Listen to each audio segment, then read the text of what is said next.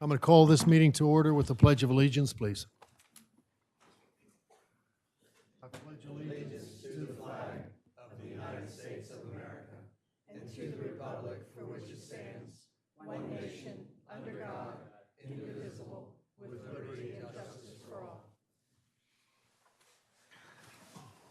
And can you have the record show that all 7 commissioners are present, please? With that, is there any correspondence? Mayor, there's no correspondence directly related to the agenda items today. Thank you. Okay. At this point in time, we allow public comment. Anyone from the public wishing to speak shall do so at the microphone, please, and stating their name and address. And please try to keep it to 3 minutes. Thank you.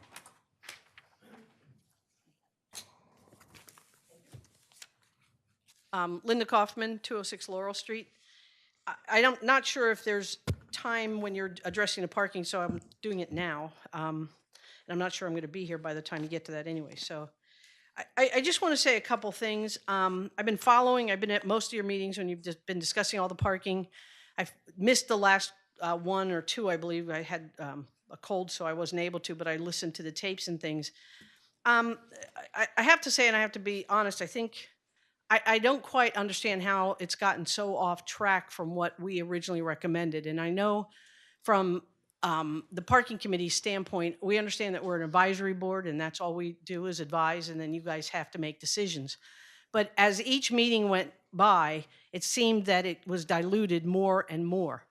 The best I can tell, and you know, you're going to vote, and I can't stand here today and predict what you're going to do a little bit later, but based on the last couple meetings and what I've heard, we had made 18 recommendations, and it appears to me that there's only 3 that are being adopted. And that is a concern of mine. And the concern of the committee is, you know, if we said it from the beginning, if you remember, that they were difficult choices, and we understood that they were difficult choices. But more importantly, we talked about the fact that they all work together, and in many cases, the success of one was dependent on the other. And if you don't do some of the things together, you're losing that continuity of what we were trying to achieve.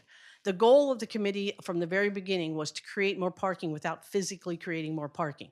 And by moving people around and giving them incentives and doing all that. And by not having permits into the evening, by continuing to give less expensive permits, by giving it free parking after 5 o'clock, by maybe or maybe not enforcing feeding, by all of those different things, we're not doing anything to incentivize people to move around. And I know that some of you have said, and I've talked to a lot of you privately, have said, you know, you want to try getting shuttles and things like that. And, you know, we've tried to say, if you don't have reason for people to be inconvenienced, they're not going to be inconvenienced. It's very disappointing in some ways. I know that you get a lot of feedback. We appreciate that. It's not easy. But one of the things we said going into it is it was not going to be an easy decision. Unfortunately, by only doing 3 or 4, and I could be off by that, maybe it's 5, but it's certainly less than 25% that I can tell by the meetings. We cautioned you in the beginning by not doing anything. You're basically status quo. And by passing only 2 or 3, I think you've achieved status quo.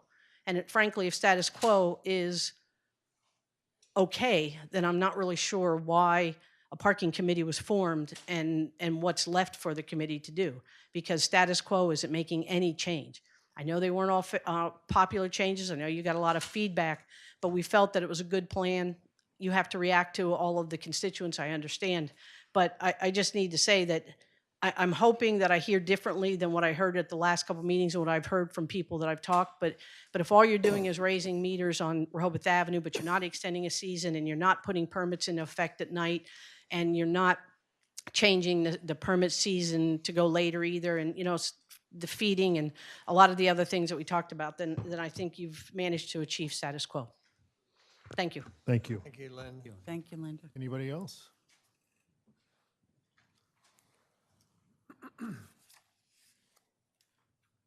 Gary Glass, 105 Country Club Drive. I just don't understand the committees, and I don't understand the rules, and it just seems like we're violating everything. I went to the Streets Committee, and we talked about a jitney service. They knew nothing about it. They weren't involved in the process of developing it. I think it's a great idea, I think it could definitely serve the town well, but why wasn't that committee involved? What have the other committees done? What has the parking committee done? I don't understand the structure of the committees and what value added they are giving to the city commissioners to do the work that they need to do. I also don't understand the licensing.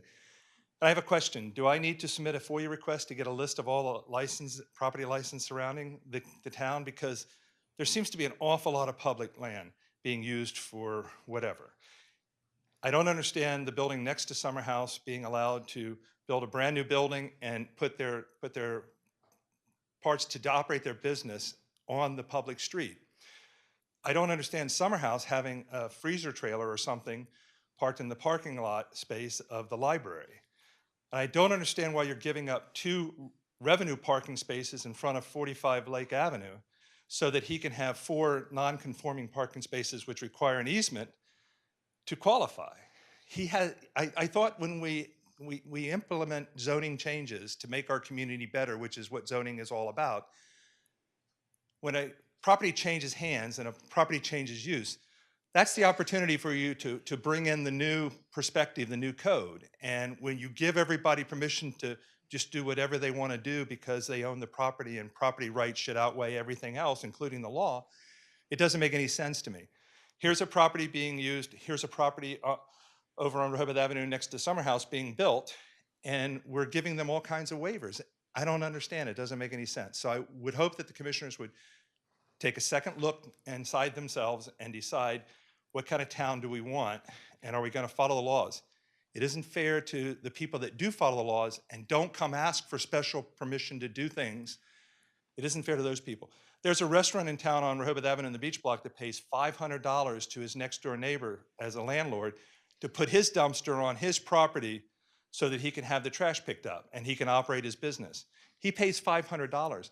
A guy down the street pays $5 to Rehoboth to do the same thing. It doesn't make any sense. So I think that the city needs to look at it. Can I get a copy of all the leases, or is that something I need to submit a FOIA request? Can I just ask for one? A FOIA request. FOIA request, okay, thanks. Thank you, Gary. Thank you. Good afternoon. Walter Birmingham, 123 Hennepin Avenue. I have some comments about 45 and 45 Lake Avenue. May I make a short presentation at the beginning of that subject on the agenda at appropriate time? No, you can, if we do vote on that, you can, after we have our discussion, you can come up again to the microphone. Okay.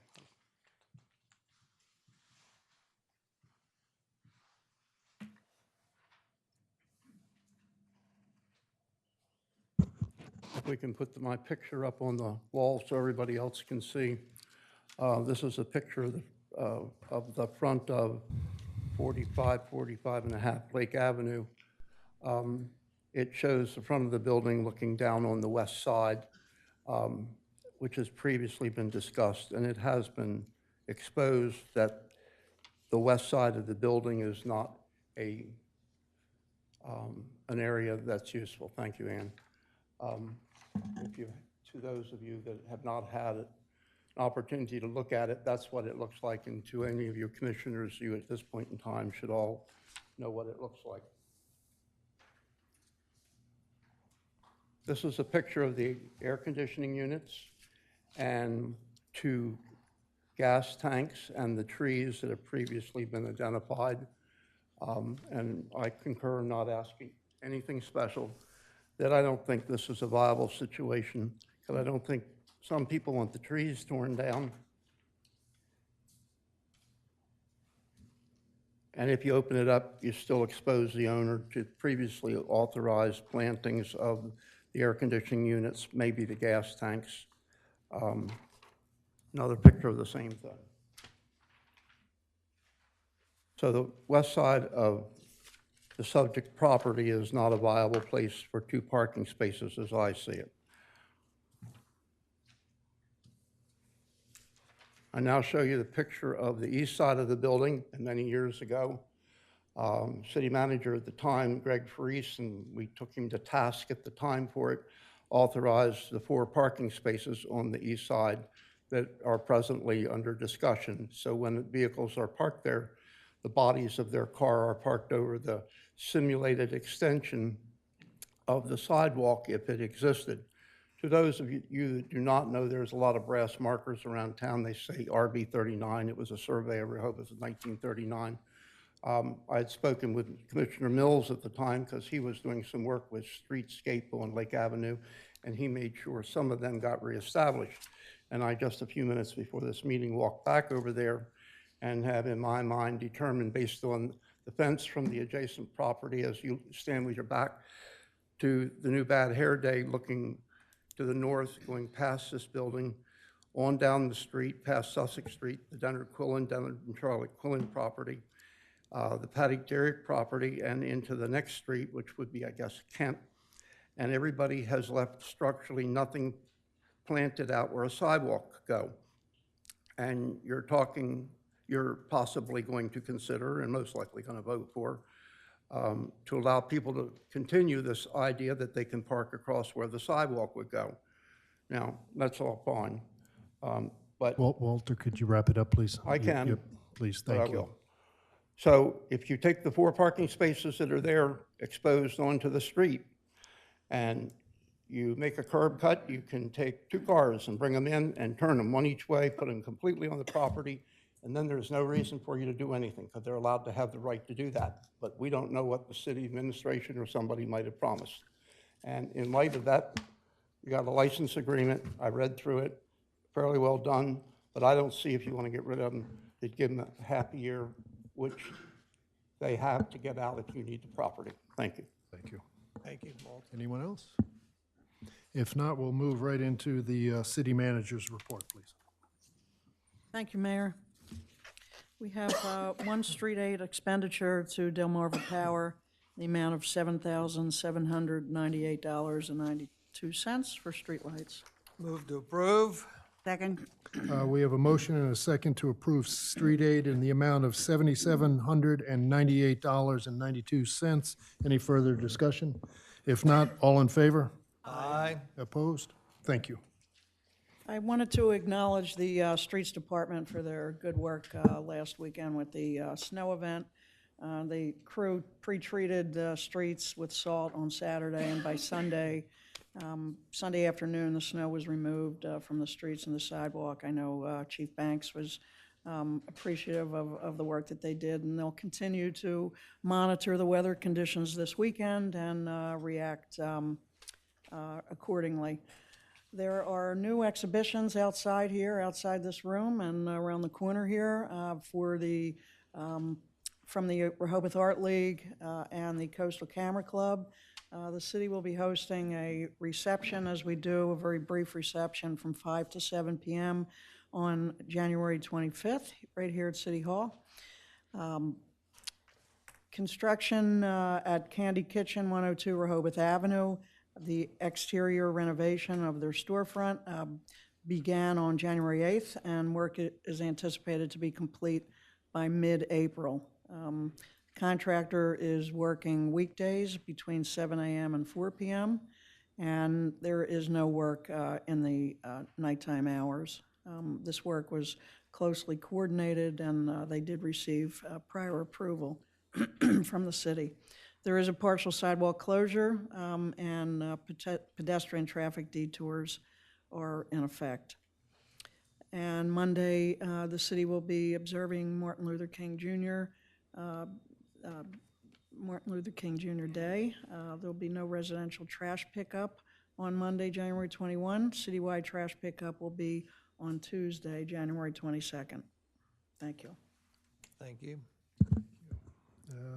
No questions? City solicitor? Nothing to report today, Mr. Mayor. Nothing to report. Okay, well, we're going to move right down to any committee reports. I didn't hear from anybody. Oh, wait. No, I'm not cutting you off. I'm just going to sorry. go down the list. Okay. Anything from Animal Issues, Dick? Yeah, very briefly. Again, the Animal Issues Committee is doing a thorough review of all of the animal codes under Section 88. We had a meeting earlier today with Chief Banks to review a very early draft of some proposed changes to get input from the the police department in terms of areas that require enforcement, and we wanted some feedback from the chief before we go any further. The next step, sometime next month, will probably be to share the next draft with the city solicitor and with the city manager and get their feedback, and then bring it back to the committee. And then sometime later in the spring, we hope to be able to bring a red line version here to the commissioners to take a look at. Great. Thank you. Bandstand? Yes, just our next meeting is going to be on January 25th at 9:30. Topic will be looking at wedding policy, working with the city on how to update the wedding policy parameters is kind of the main topic, as well as a discussion on tourism and where we want to go with that based on the initiative from our new commissioner, Sheffer. Boardwalk and Beach Committee's on hiatus till mid-February. However, we do have a few reports to give to you at one of our upcoming meetings, if you will. Thank you. Mayor's Advisory on Trees. Yes, I just wanted to announce to everybody that at our February workshop, the Mayor's Advisory Committee on Trees is going to try to bring some value added to the city by having a presentation for the commissioners that I'm going to say will be entitled Trees as Part of Our Green Infrastructure. And just briefly, we want to begin our dialogue with the commissioners, and we want to be very hopeful that we'll gain consensus to the concept that when we have certainly public projects that involve our beautiful streets here in Rehoboth, with whatever scope that project might be, that we start to look at our trees as part of our infrastructure, and we plan as part of the project as opposed to an afterthought. So we're coming to you, February 4th, I think is the date, and we look forward to beginning the dialogue. I'm assuming, Yes, we have a meeting on the 29th at 10 a.m. thank you. And nothing from Streets and Transportation. Chamber of Commerce, Carol, would you like to say anything? No. Thank you. Main Street, Karen, Karen, do you want to, or you? you can give a summary if you like. That'd be great.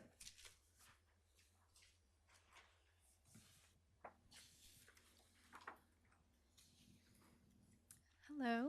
A hi. little bit of update here about Main Street, our promotions committee. We are happy to say that our cookie crawl went very well on December the 12th. The idea was to bring people into town and enjoy shopping and last minute shopping for the holidays and go out and eat. And it was hard to find a place to park that evening. So we think it went really well, and the cookies were really good.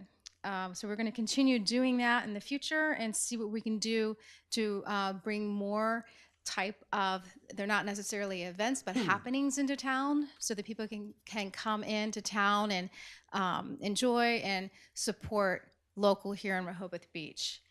So we're working on that with our promotions committee, our design committee. They are looking into right now coordinating the town and cottage awards. So this has happened in the past and it was very successful. What it's doing is identifying folks who make our downtown charming through their renovations and also through preservation. And we're going to be looking at the best gardens in new construction. Also, we're going to be looking into, we're right now coordinating and looking for volunteers for a new Rehoboth in Bloom. So we know our neighboring town, Lewis and Bloom, is very successful.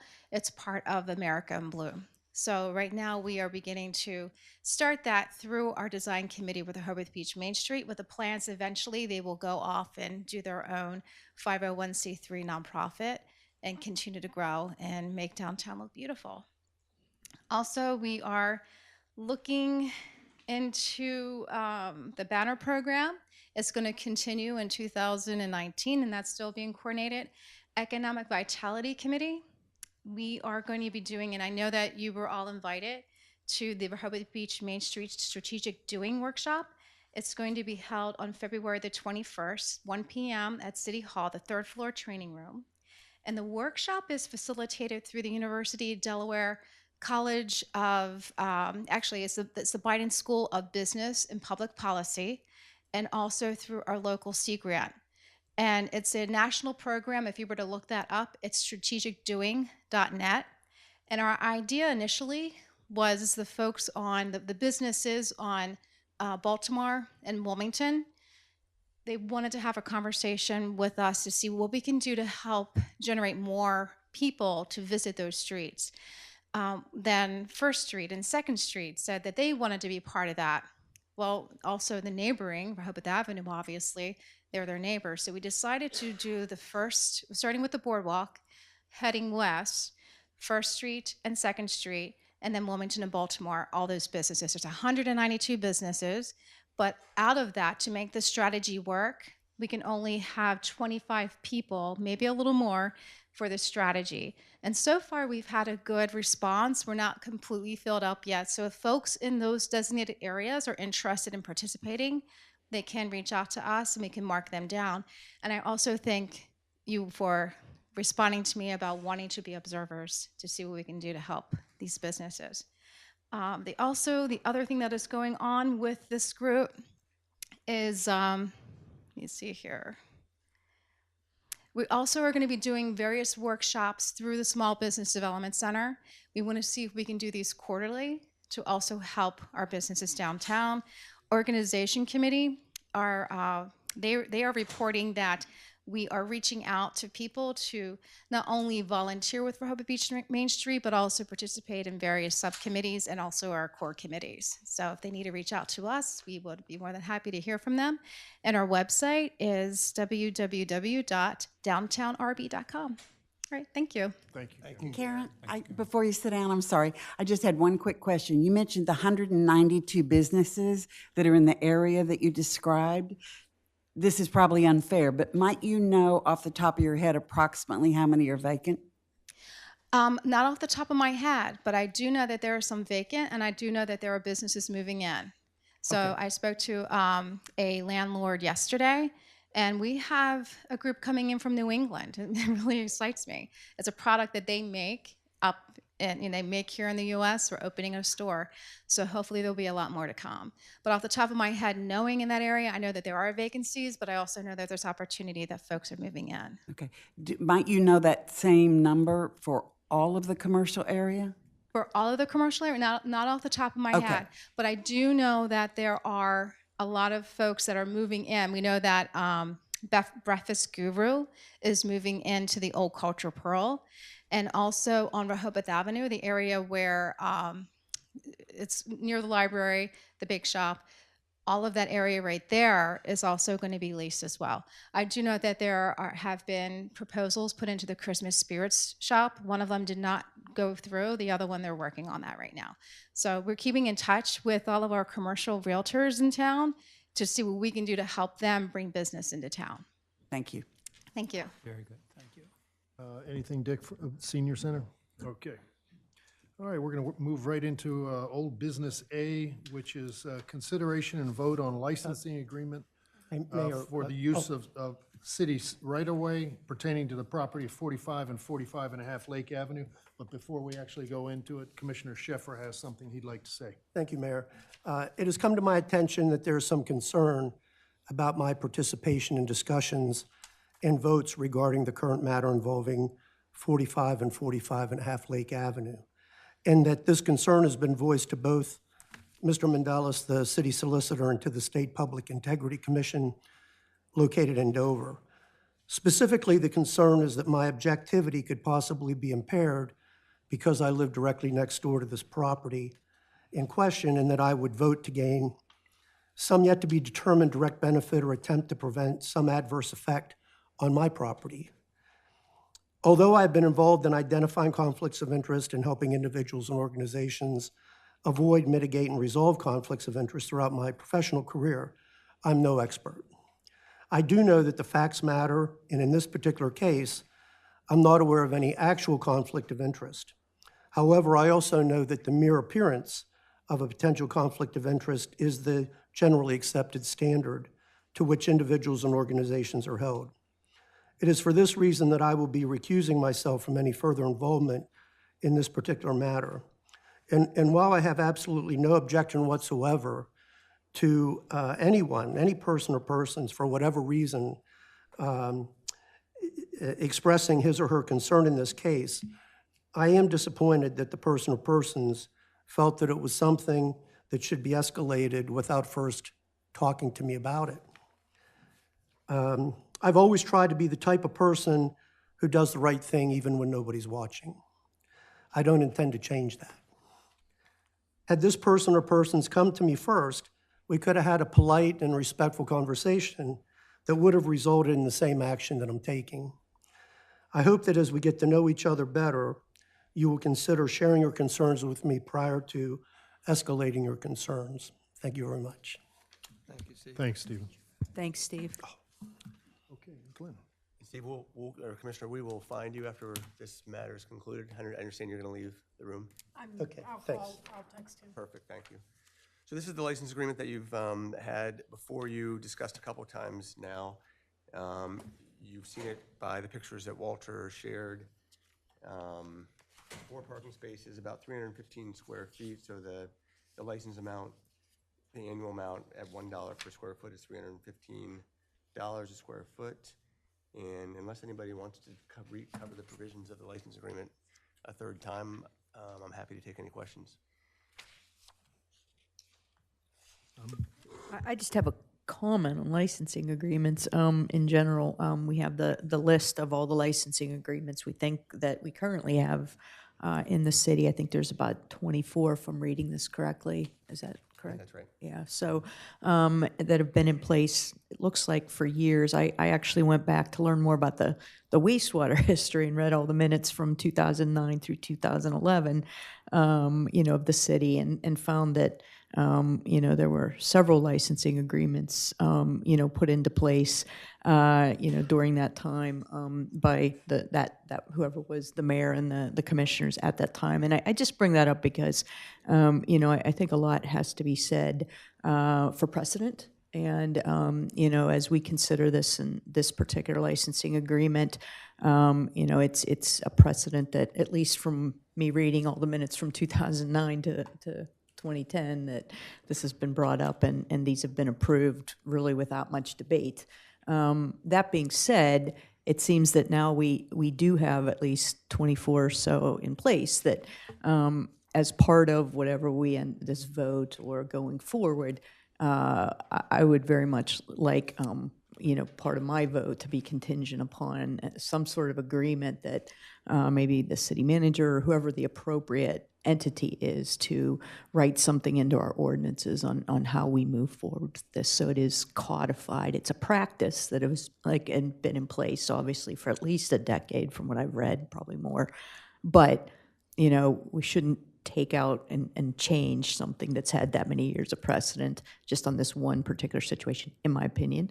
But we should put a stake in the ground and say, let's do something and be consistent with how we handle these in the future by addressing this in the ordinance.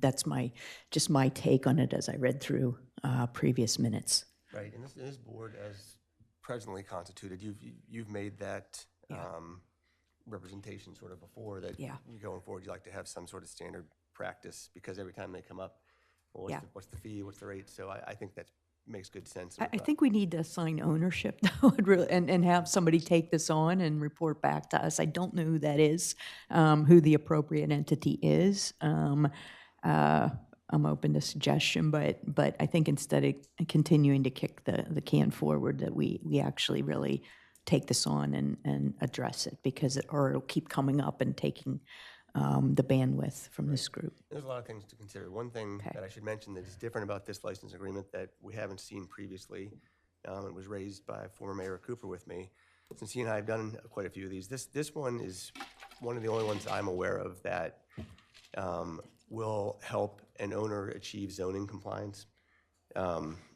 Usually we recognize something because it's encroaching, but it's not something that encroaches and has to encroach to achieve zoning compliance. For example, the McQuays, what is that? Did I just become a robot?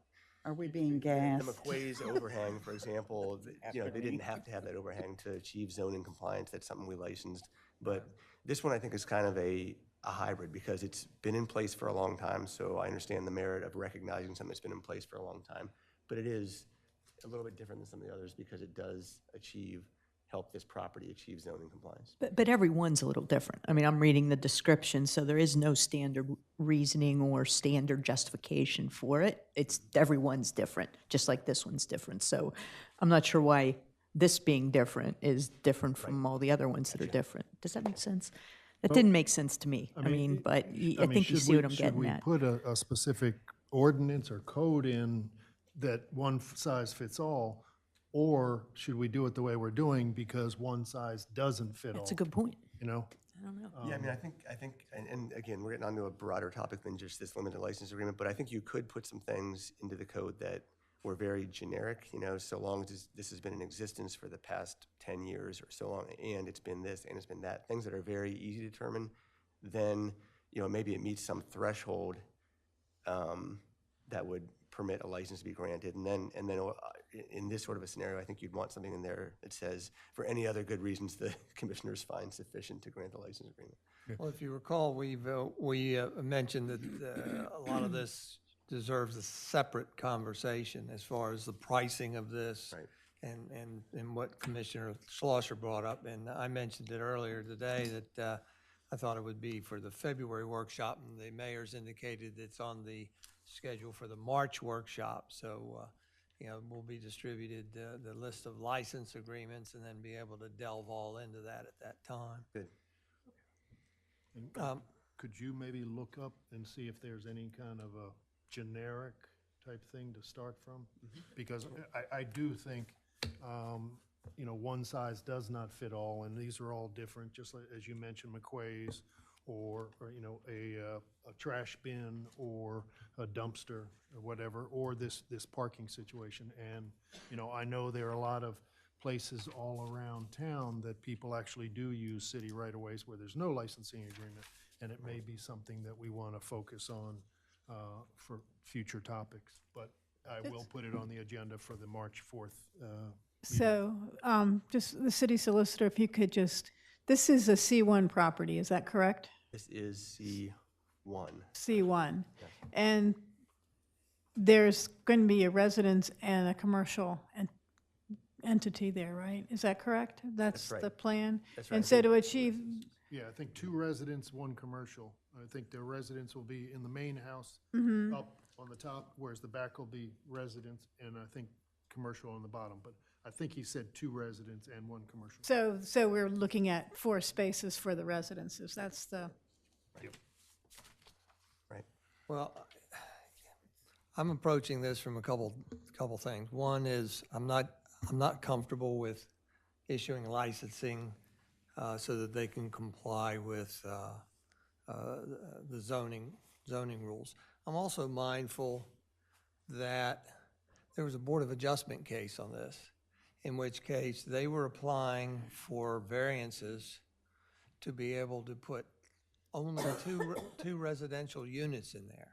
So the whole thing would be residential at the Bad Hair Day big building, and then where Airy Art was, all residential. And that was turned down. Now, the Board of Adjustment gave them several alternatives to be able to remedy some of the encroachments, by my best recollection. And that was to tear one of the buildings down to come into compliance with the zoning rules, et cetera, at that time. But anyhow, the point is, it did not fly, by my recollection, only when they wanted 2 residential units. And so now, I don't quite understand the differential, because now they're going to put commercial on the bottom. They're still going to end up with 2 residential units there. And I'm just not very comfortable. I indicated before that I thought the philosophy of zoning would be to get rid of grandfathering when you can. I've mentioned twice now before that there is an alternative, and there's a curb cut put on Lake Drive by the city specifically so they could put a driveway in at that location. It will hold 4 cars by the dimensions on the plot that's been given us. I do disagree with Walter, wherever he is, and that you can put 4 cars there. And unfortunately, it does require taking down 2 pine trees, which are fast-growing trees, could be replaced. It also requires relocating the propane tanks, as Walter mentioned, and HVAC.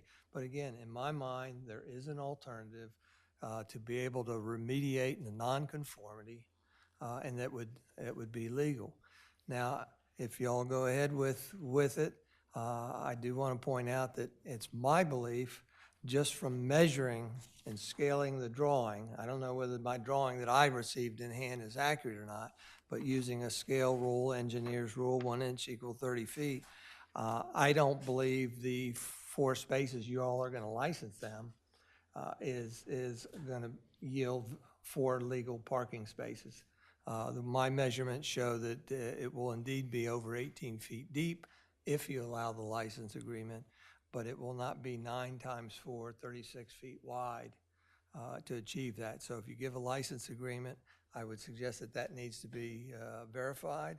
And if I am correct, then they need to go for a variance to be able to park 4 parking spaces there. So the other thing is that however this turns out, they're only allowed 20 feet of curb cut. They can have 1 curb cut that's 20 foot wide, or they can have 2 curb cuts, each 10 foot wide. So my point there is if you give a license agreement, certainly they're going to keep the curb cuts for those 4 spaces.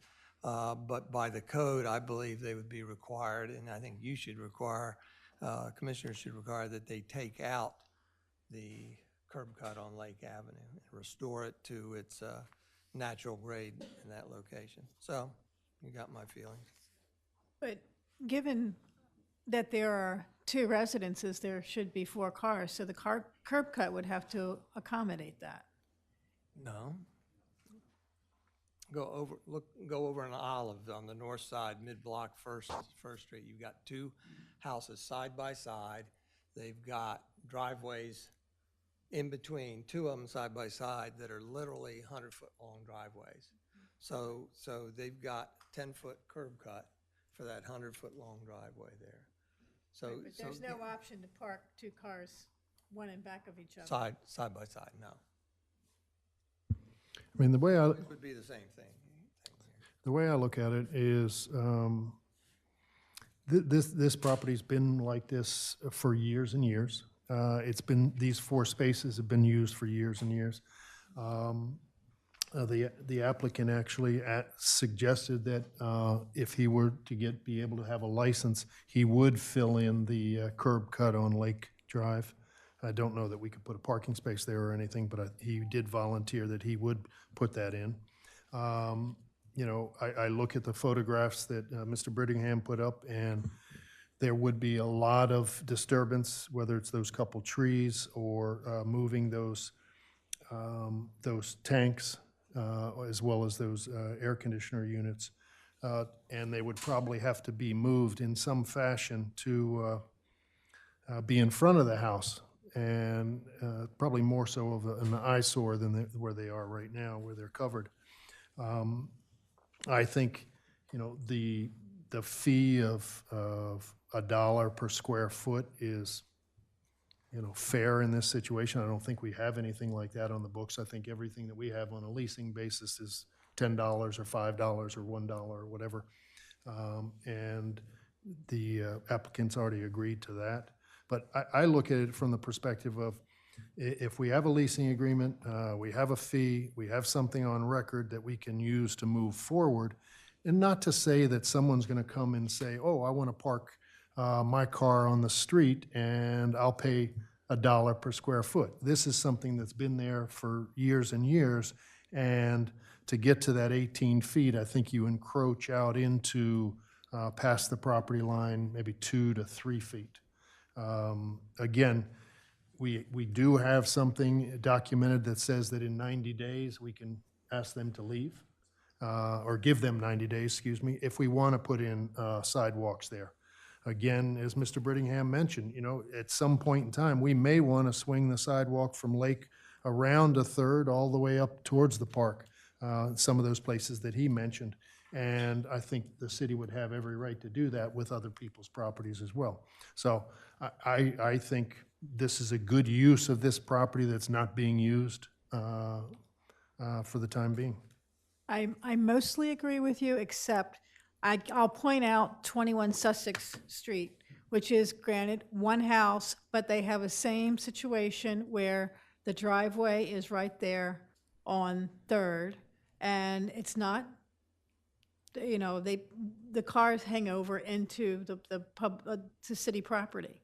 So I feel like it's a slippery slope, and we're creating an ordinance for a property where we already have throughout the city situations like this. And in fact, this person's neighbor has a situation just like it. Now, granted, it's not a mixture of commercial and residential, and it's only one residence, but nonetheless, his parking spaces look just like the other guy, except for the fact that he's got 2 and they've got 4. And so I kind of feel like, is there some sort of administrative variance that we can give them to continue to use the parking? I don't see why not, to me. However, given the fact that the property owner is willing to have a lease, doesn't that balance it a little bit?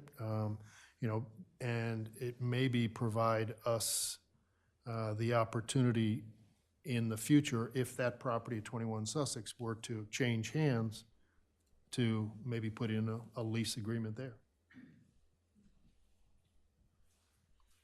So this is a very difficult one for me because I reflect back on the last time we talked about this. Commissioner Calusi asked the question, why do we need this? And from what I'm hearing, is the primary answer to help this property to achieve zoning compliance? Is that the answer to the why we need this? That's how I would answer it, because if you recall, as a commercial property, all commercial, there's no off-site, off-street parking requirement. So I thought this started, just to answer your question, and correct me if I'm wrong, but I thought when the owner came to us originally, his request was that we grant him the licensing agreement, so when he goes to the committee, for a variance, he can say, okay, I have a license agreement to use this, and now I need this variance. That's what I recall from the meeting, but I'm open to other memories or other facts regarding that situation. I think once they have the license agreement, there's no need to get a variance. Right. Well, Is I that thought true? it was because of what Commissioner Mills brought up. But I may not be remembering that, or facts might have changed. I think part of it was, you're right that it happened in that order. Okay. But I think part of it was the applicant's understanding that if the parking was remedied, then the variances requested for the board would be reduced. He wouldn't have to ask for parking as a variance because parking was taken care of. He still needed to ask for variance for the use, the 2 residential uses.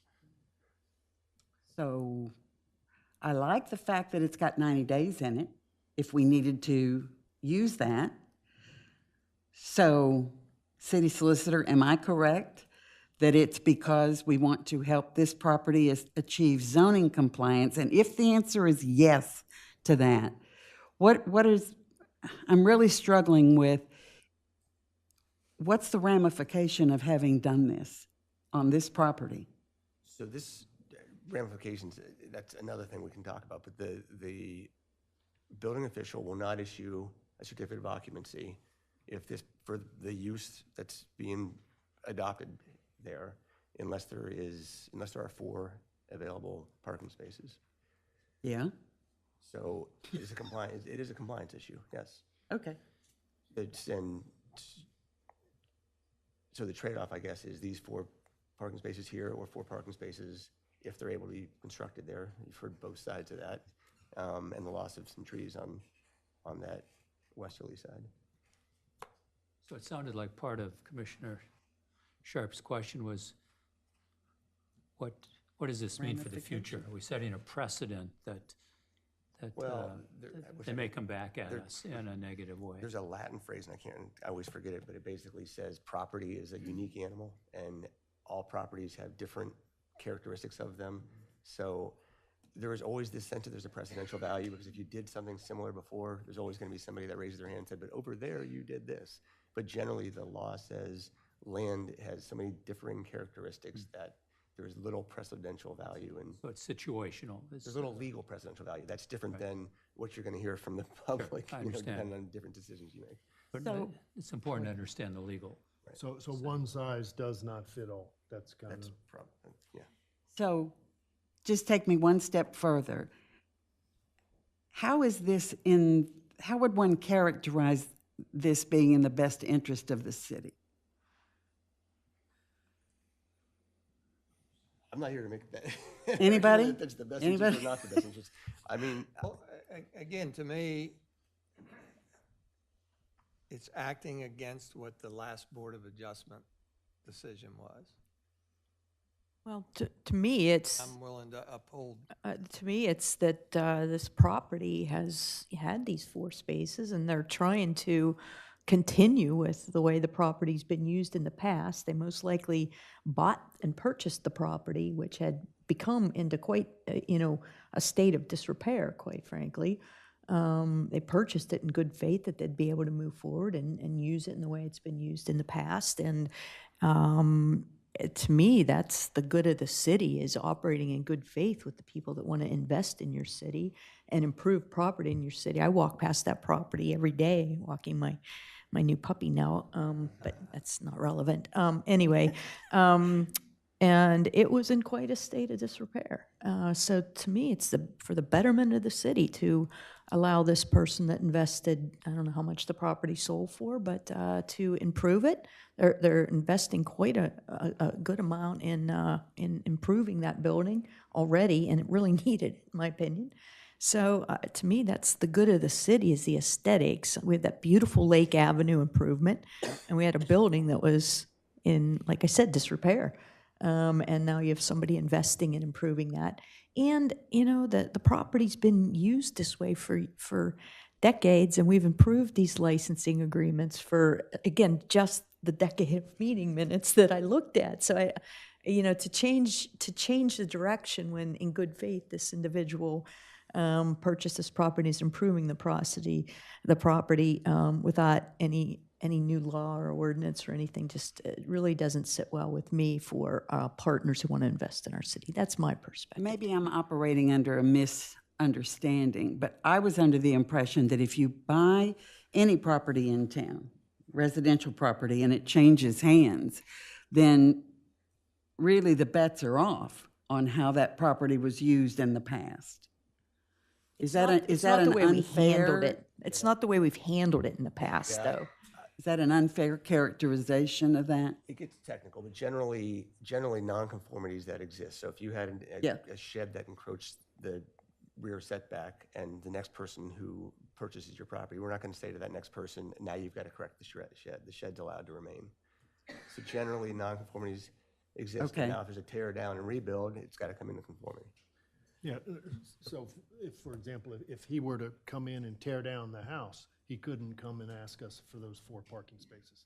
He'd have to start from scratch, and because all of a sudden, the nonconformities are all gone if he were to tear it all down. It's the Okay. same thing as if the shed is back in that corner, which is non-conforming today, and it changes hands. Well, this is helpful for me because what I want to do is what's right for the property, what's right for the spirit of this, and we have an out clause, looks like to me, within 90 days, if we absolutely needed it. Yeah, I'm thrilled that they're improving this property. It makes a huge difference to the street, and I'm very happy about it. I'm interested in seeing them be able to have these 4 spaces.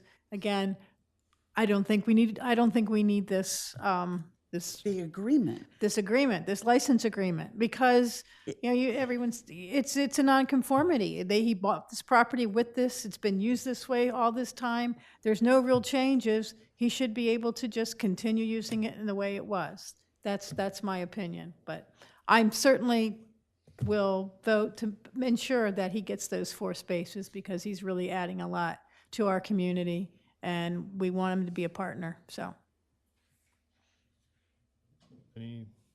I'm ready to move this ahead and make a motion. Anybody else? No, we got to go in there, but anybody else, anything else from the commissioners before I open up to the public? Anybody from the public like to say anything? Thank you. Hi, Sturgis Dodge, 512 Newcastle Street. I just wanted to it just occurred to me, and you were asking Tony, how would it benefit the city? And the thought that I had was that it was a commercial use, which was very, very busy and necessitated lots of parking and lots of cars. And my thought is if that it's primarily residential, there'll be fewer cars that'll be attracted and having to park around that property. Yeah, and actually, before we get the next one, the last time, previous to the construction on Lake Avenue, remember there were 4 or 5 more spaces on Lake. On Lake, For yeah. that same property. Please. Linda Kaufman. I'm not in favor or against it. I just have 2 questions. Because of the ruling of the Board of Adjustment, would the property still have to come back to the Board of Adjustment, since I think the decision was that they couldn't have 2 residential units on one property, and that was one of the things they asked. So I guess it's more for you, Glenn, is where does this go with that and the fact that the parking spaces aren't up to code? So the building official is not here to respond to that because ultimately he issues permits. As I understand it, 2 exclusively residential uses would not be permitted, and that's why I went to the Board of Adjustment. However, a mixed residential commercial in one building and a residential in the other is permissible, and that's why he will issue permits, so long as the parking is approved. Okay, I mean, that's not what the Board of Adjustment ruled, so, I mean, I'm not here to, I only looked at 2 exclusive residential uses. You didn't look at a mixed use in one. I thought it was mixed use, didn't No, it wasn't. It Okay. was, yeah. Again, I'm not arguing, I'm just curious as to what happens if it comes back to the Board of Adjustment again, or? Right. Unless they want to do something else than what's currently planned, it would not need to go back to the Board of Adjustment if the commissioners issued a license today. Thank you. Thank you, Lynn. Sam Cooper, 13 Newcastle Street. I've been sitting here trying to soak all this in. To me, this is a corrupt proposal in the sense that Commissioner Slosser, there is no precedence for issuing variances or license agreements for parking in the right-of-way.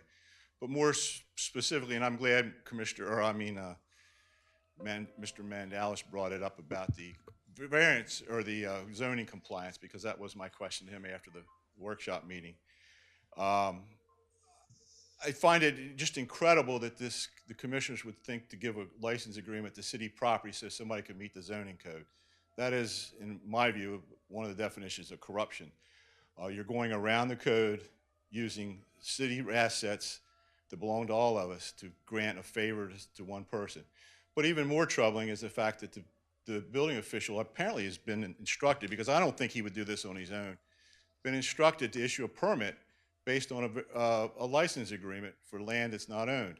I posited, and I disagree with Mr. Mandalis. I do agree with Commissioner Schlosser that there are precedents. And I think if you're going to give zoning approval based on licensed land, I own 2 lots side by side. Can I give myself a license from one to the other, build a bigger house, and then cancel the license in 90 days? I think not. I shouldn't. Even if I can I come to the city and license part of the right of way? I won't even need it. I won't even park on it. I just use it for my zoning approval. And that's exactly what's happening here. It's wrong. It's wrong on many levels. It's wrong that somebody apparently has told the building official to grant this if this license goes through, because in no case should a building official grant a zoning compliance based on licensed land, particularly when it can be taken back. Thank you. Thank you. Further? Walter Birmingham, 123 Hennepin Avenue. I got a little bit informed since I found out that apparently 2 residential units are there, which are being built and have not been stopped. I do not disagree with the fact that, well, let me rephrase that. I don't know how, since they didn't have approved use of the 4 parking spaces, one place or the other, how they continue today, included, to build. I take you separately to line 64. It talks about if you need it, you can give them 90 days notice. And if they don't want to leave, you go down to line 73 and they can have up to 180 days if you have a problem. I think this is a situation, if you had Streetscape come up with some fast money, shovel ready, like you use for Lake Avenue, that you could force them right out instantaneously. And I think the day will come when that street will get that. We've looked at it for a long time, and on the other side of the street by the big red house, there was no sidewalks there, but it will in time have it. Ms. Schlosser, or whoever said it, good faces, dollars. That's what this is all about. And I do appreciate you having an avid discussion about this. Thank you. Thank you, Walter. I'm Donna Mabry at 221 Hickman Street. I was just listening to this discussion today. I've not paid all that much attention to this. But what I heard earlier was the city is looking for parking spaces.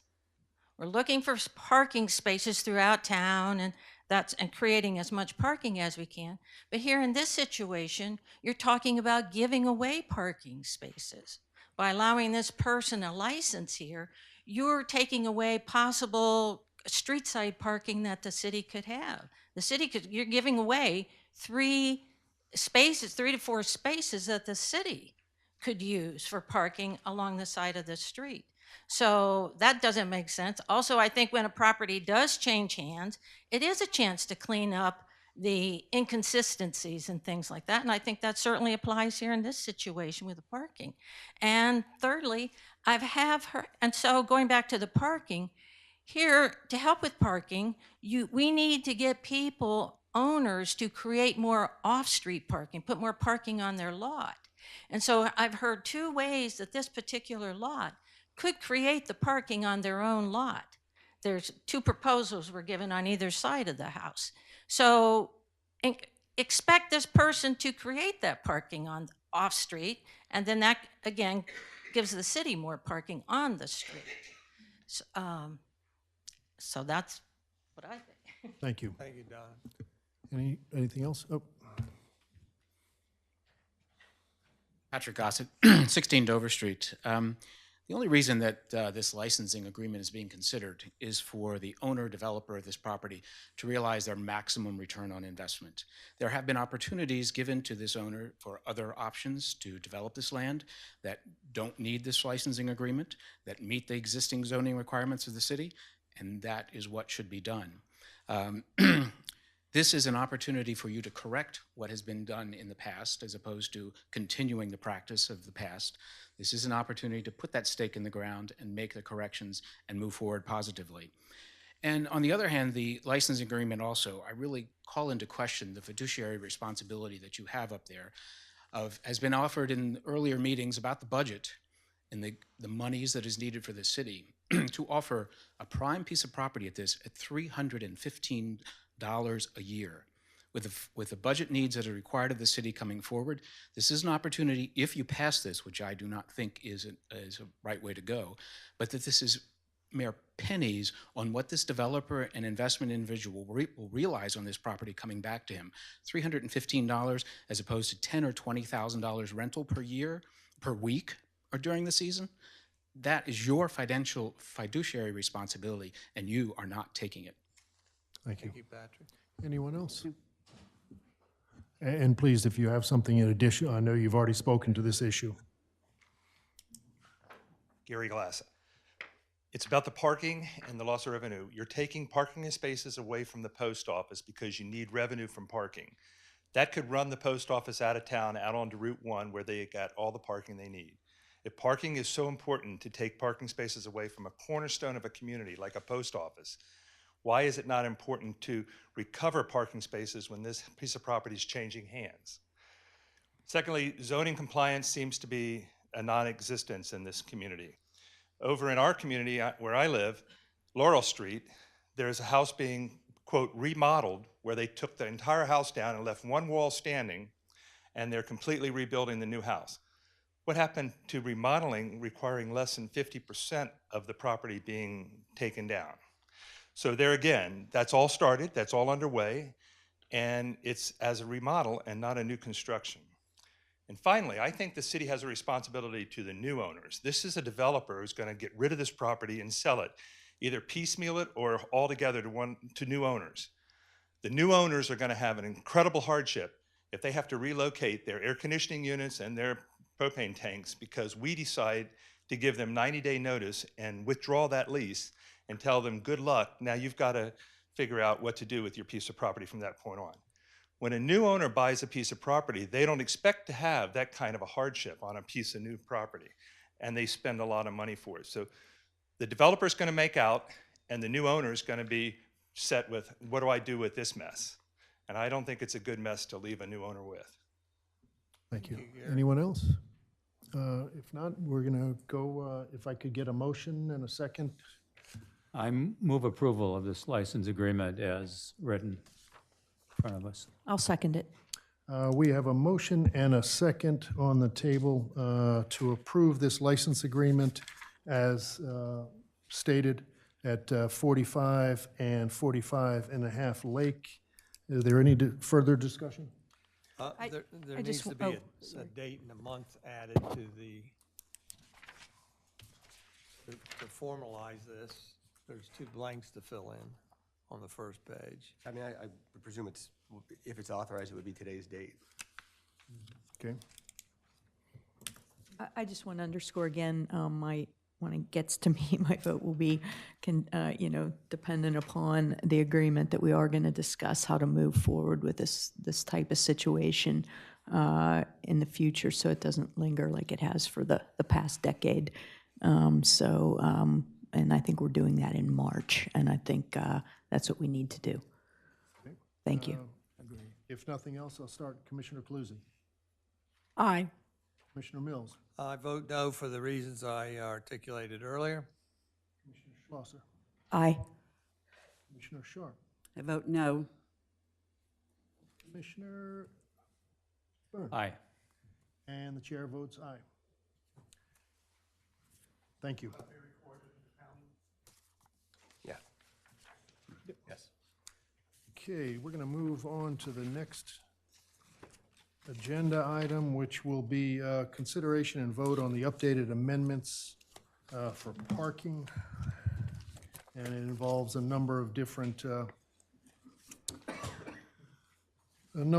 ordinances, Chapter 92, but various different ordinances. And before I turn it over to Glenn, just to talk about this, we've spoken about this a number of times, and we've made some changes, and we made changes all the way up to these versions, and Glenn will go over these versions.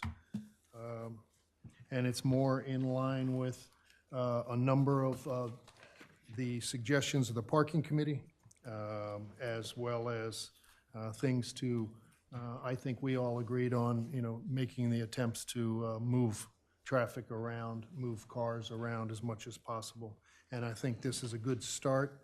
I don't think by any means that we're done with parking. I think it's been left alone for a long period of time, and I would imagine and I would hope that the parking committee will continue to bring ideas to us for the future. And these are just some that we can start for this year, and I know we've got some others that we'd like to focus on as we go forward. So with that, I'll open up to discussion. Anybody? I just want to, can I mention just 2 sure. small things that you didn't see during your workshop meeting? So everything that's in here is exactly as you saw in the workshop meeting, except for at line 52, where it used to read 5 unmetered parking spaces directly in front of said post office on the north side of Rehoboth Avenue. These are, so this, subsection A says there are hereby established the following parking spaces for which no parking permit is required pursuant to 92-258 in front of and in front of and near the United States Post Office on Rehoboth Avenue, it used to read in subsection 2, 5 unmetered parking spaces. In the last version you saw, it said 2 unmetered parking spaces, correct? And that's been changed to 3 unmetered parking spaces. And just informationally, one of those 3 is presently handicapped, but that was not in here. Right. So there. And could I ask a 3. question about that? Sure. Has the city had any discussion with the postmaster? Yes, city staff, actually, the mayor was there as well, did have discussion. The postmaster approved the plans to be made. Yeah, I spoke with her yesterday, and she's fine with that. You know, as long as, she's fine with the changes that we made, which would be to go from 5 to 3 unmetered spaces directly in front. And then with the second part of this would be 2 parking spaces designated by meter R115. If you cross out spaces 4 and 5 and put in spaces 6. So that would be taking away 2 spaces that are presently metered after 6 o'clock, and those would be regular metered spaces. And then these space numbers 6 and 7 would now be post office only through 5 o'clock, and then after 5 o'clock, they would become meters. So in essence, the 7 spaces in front of the post office would be down to 5 that are specifically for the post office. There's still 1 around the corner on 2nd Street. Right. Thank you. So it's going from what to what? Just remind, 7 to 5? 8 to 6. 8 to 6, so it's just really a decrease. And there's parking the back. behind as And well, that's what she correct? said too. And her Okay. big thing was, she just wanted to make sure that that they close the lobby at 5 o'clock. And if somebody's in the lobby getting their final mail, they just want to make sure that they've got that time. okay. But Wait, did I just fine with that. Did I just hear there's parking in the back? Yes. In the lot. Big parking lot. And they allow that to, they allow. I thought there were signs that said, no, you don't. I thought so too, but she admitted that that is for the public as well. Okay, everybody, don't tell anybody about that. That's for written down. Mayor, could you possibly talk a little bit more, your comment that this is a good start, could you put it in context a little bit with what the chair of the parking committee offered us about the 18 recommendations that were given to us, and whether it's 3 or 5 or whatever it is, how you actually see this working on behalf of the information the committee gave us and on behalf of the city, and what's the vision, what's your real vision going forward? Because I have to be honest, you articulated it just beautifully to me the other day, and I'm going to force you to do that now. I appreciate that, and thank you for. Because it was great. You know, as the parking committee chair said, they came up with a number of suggestions, and many of those suggestions are not in our amendments right now. And some of them had to do with different times for the meters, different times for the permits, different length of season, maybe some angle-in parking spaces versus parallel spaces, and there were a number of things. And as we went through this discussion, once they presented it to us in August, I know all of us had discussions with people on the street, with businesses, with residents, and certain things that were mentioned were, I think that's okay, I think that's going to be terrible. And so we all, through our discussions over the next 3 or 4 months, came up with more and more amendments to the amendments. And, you know, my feeling, as I said a few minutes ago, is that this is a start. Not a lot has been done with parking. I don't see this as, okay, we're going to change here, and in 5 or 6 years, we're going to look at it again. Because I think at the end of the summer, at the end of the season, this time next year, we may be having other things in front of us from the parking committee saying, well, we saw that this happened this year, but maybe you should do something. You know, my feeling is, you know, a lot of businesses had said, okay, let's give a discount to certain people, employees. A lot of residents said, don't give any discounts whatsoever to anybody, and, you know, ramp up the time till 10 o'clock at night in the neighborhoods. The businesses said, well, a lot of the people that come to my business park 3 or 4 blocks off the avenue because it's free at night, and my employees park there too. And the residents again say, well, no, you know, then my friends don't have a place to park out on the street, or there's a lot of cars on our street. So I don't think this package that we have right now makes anybody real happy. I know it disappoints an awful lot of people, not just the people that think we don't have enough in here. I've heard from a lot of people we've got too much in here. And so it's kind of not piecemeal, but let's do some things that we've heard about. Let's look at it, analyze it in a year from now, and there may be some more changes that we have to make. You know, we have made changes that to the meters to go from $2 all over the city to $3, and on Rehoboth Avenue in Baltimore and Wilmington. And that's kind of in line with what the parking committee said, is like, you know, try to push people out. And I think that will push some people out, but then I've heard from other people, no, that's not gonna push me out. I wanna park up by the beach because I'm gonna sit there for 5 hours or whatever like that. You know, we may find that that $3 is, maybe we do it all over the city. Maybe we back it off, depending. But I think there are things that we'll find out over time that will make us think about a couple of other portions of this chapter to look at as we move forward. And we may find that this is great, because I really think if you look across the permit system, we did an awful lot to change the permit system that is going to affect a lot of landlords, a lot of businesses that seem to get cheaper passes, because there are no more cheaper passes. And we're not giving any kind of a discount to employees. And, you know, employees want a parking pass, it's $250. Anybody from anywhere can buy a parking pass for $250. And so if an employee is not parking in front of my house, probably somebody else will park in front of my house. And so it's, you know, we're trying to make it an even playing field, but it's going to be difficult on a lot of people. Well, and I really appreciate you putting it into that context, because my vote is going to be contingent on making sure that the parking group does not look at this, that all of the work that they did over months of meeting, I went to many of those, several commissioners did, you did, that all of that work was for naught.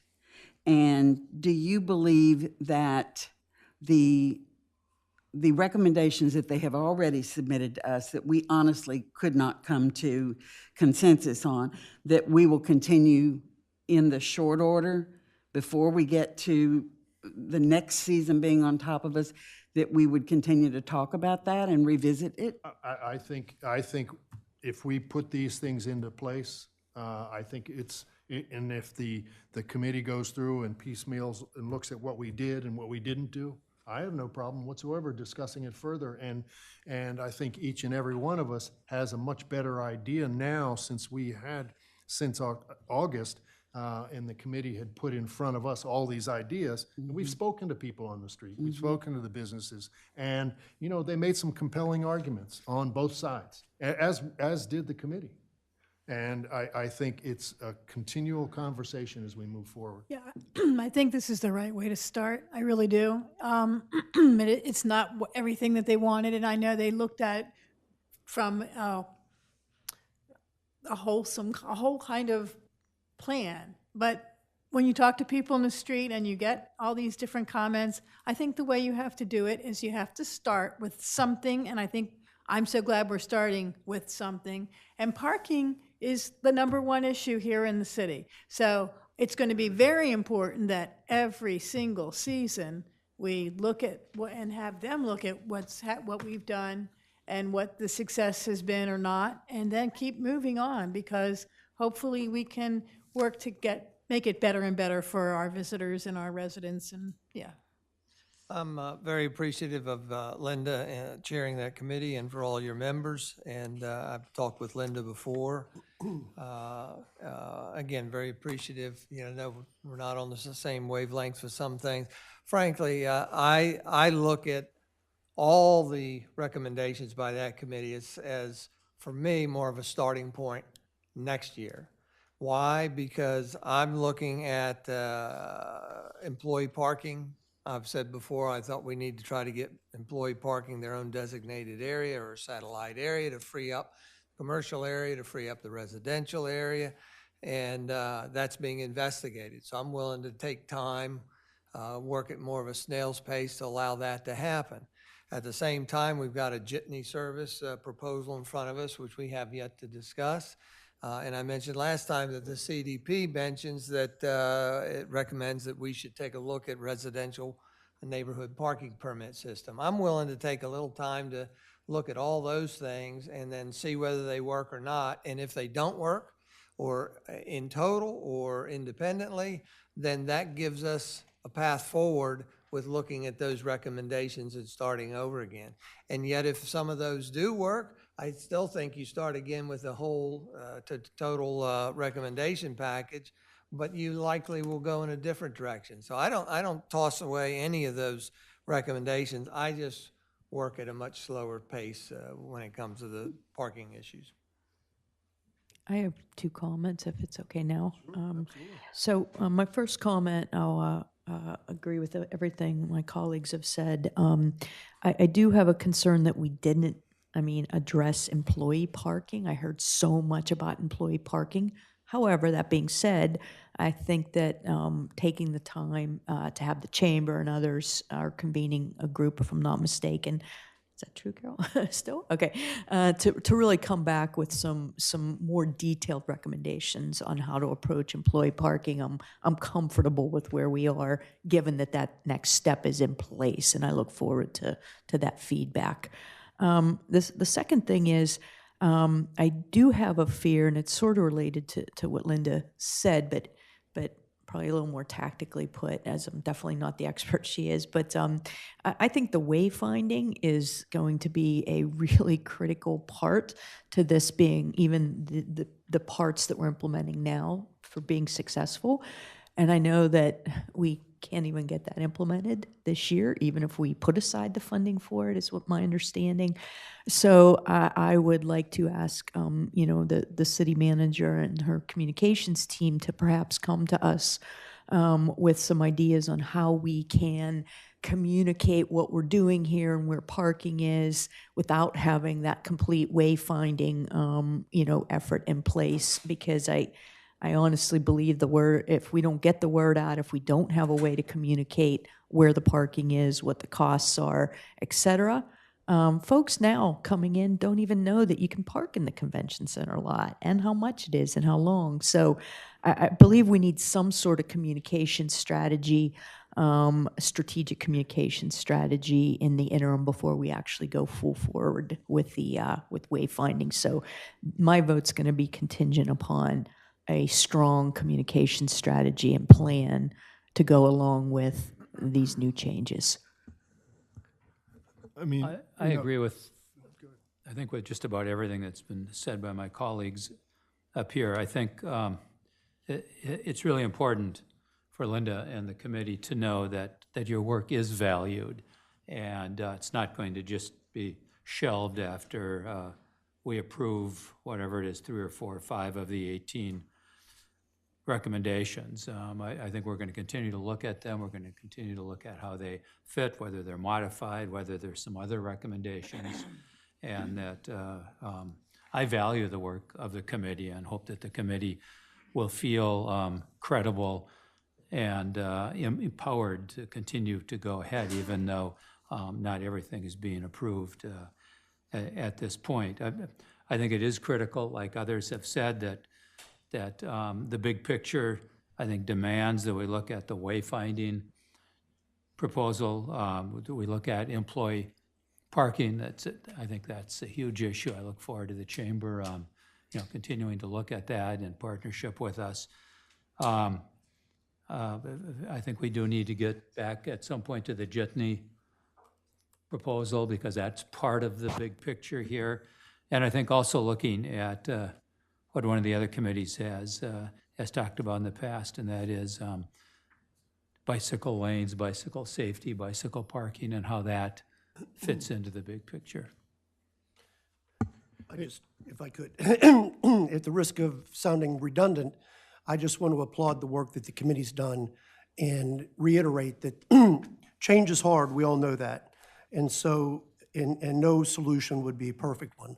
But I think in this case, taking incremental steps and keeping the focus on what other things can we do that's currently in the recommendations, in addition to other things, as part of a holistic approach to making the parking situation and the traffic flow situation better, that we need to continue to fight the good fight and work for these things, so eventually we'll get there.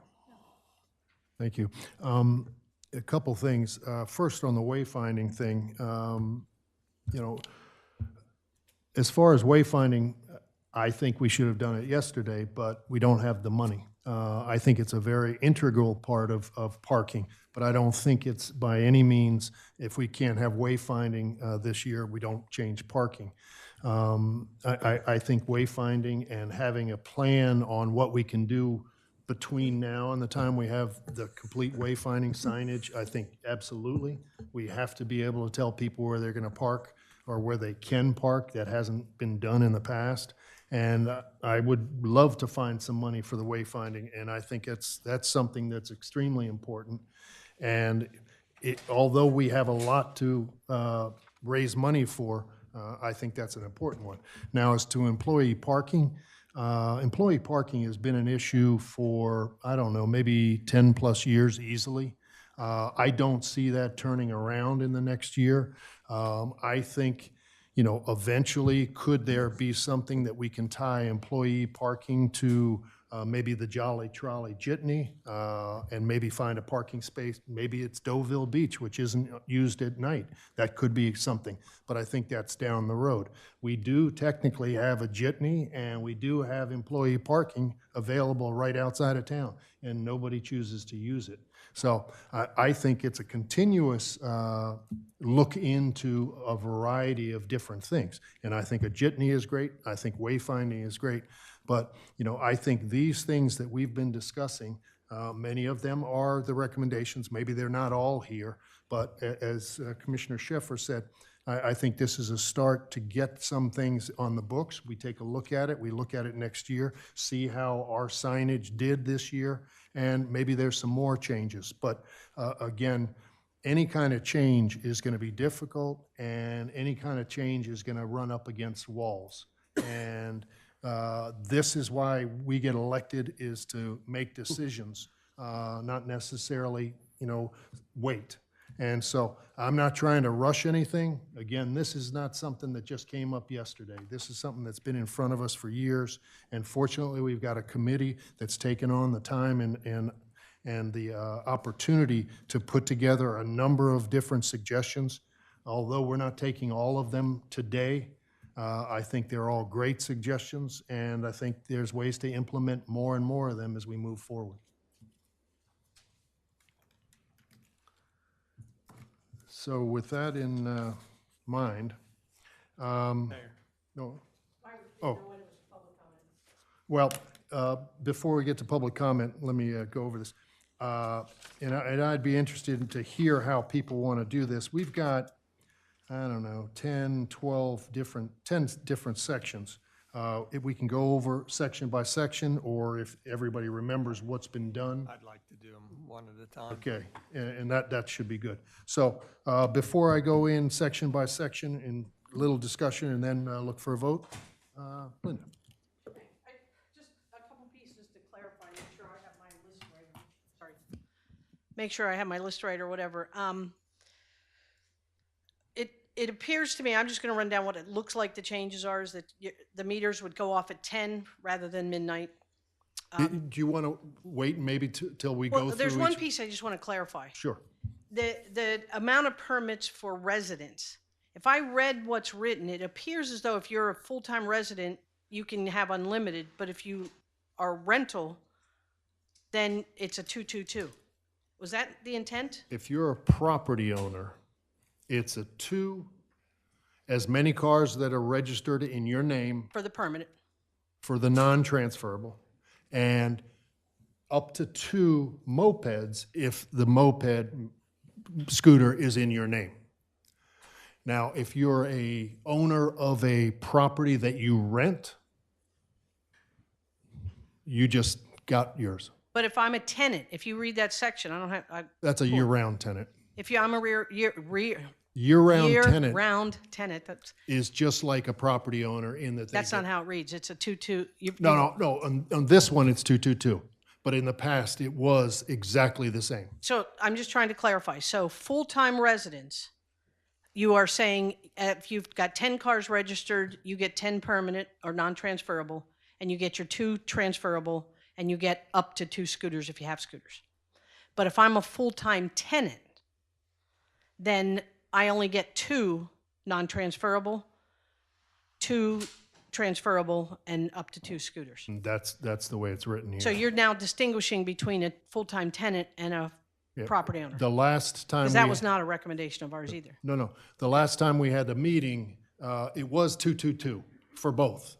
And we changed it for the property owner. That may have been negligent on our part. Maybe it should be exactly the same property owner and tenant. We can change that. But I haven't had time to reflect. I just want the committee to know that we never distinguished the difference between, when we said the 222, it didn't matter whether you were a full-time tenant or an owner. absolutely. Okay. I remember that completely. I might have other comments, but I just wanted to clarify that. Okay. I'm sorry, isn't it, it is the same now, full-time? Now. Then I need to Now it's clarify the that too. same, and we were changing it to 222 for the property owner and the tenant. We had all come to a consensus kind of, but then we faded away.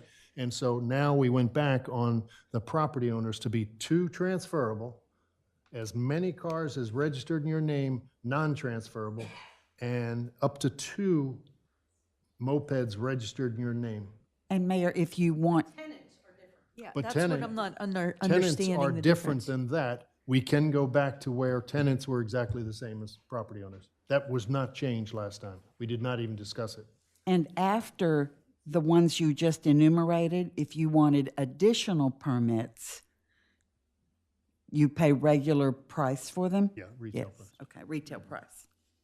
So why don't I go through Okay. the specifics, and if you wouldn't mind. We're going to start with 9234. And if you recall, 9234 is just cleaning up some language, Lake Avenue, because of the construction that was done there. Some other things on various different, you want to talk to that? You know more about that than I do. Trying to get up to speed too on what changes were made here. So this is starting at line 24. This is no person shall park, stop, stand, or cause to be parked or stopped any motor vehicle in any of the following places.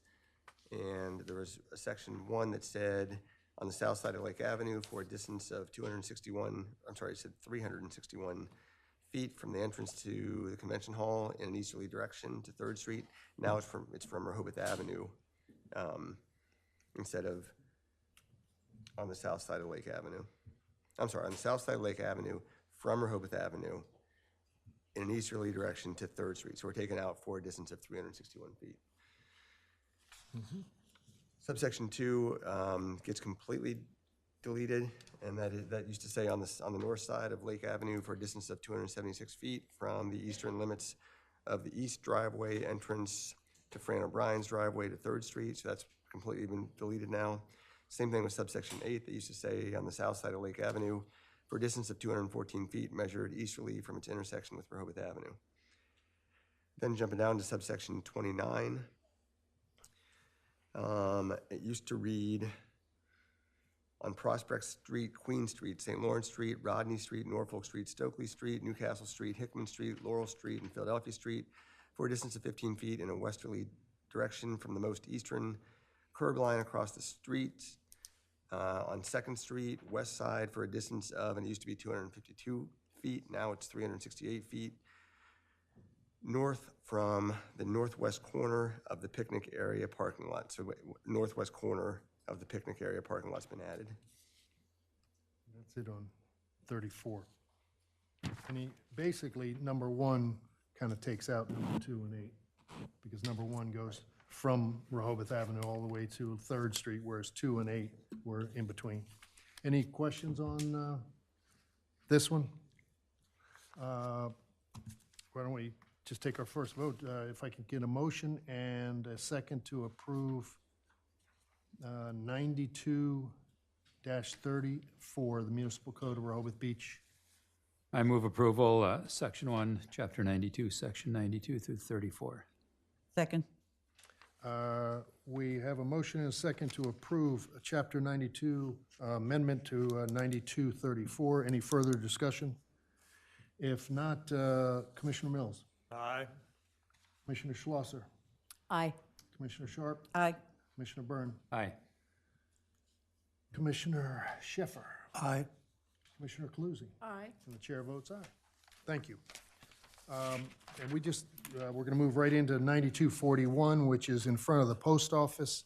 And again, just to reiterate, we did speak with the postmaster yesterday, and this would be a change from presently there are 8 spaces dedicated to the post office, 7 in front of the post office. 2 of those 7 have metered hours from 6 to 12 right now.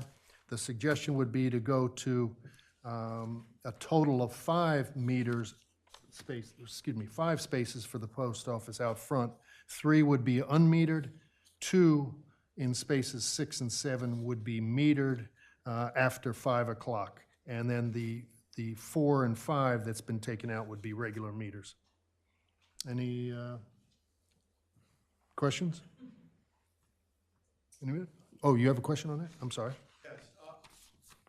I don't quite understand what you're doing here, and I think it's really wrong-headed. I mean, the post office is clearly the most sought destination in Rehoboth on a daily basis. I mean, it gets more traffic than any place, I mean, far and away.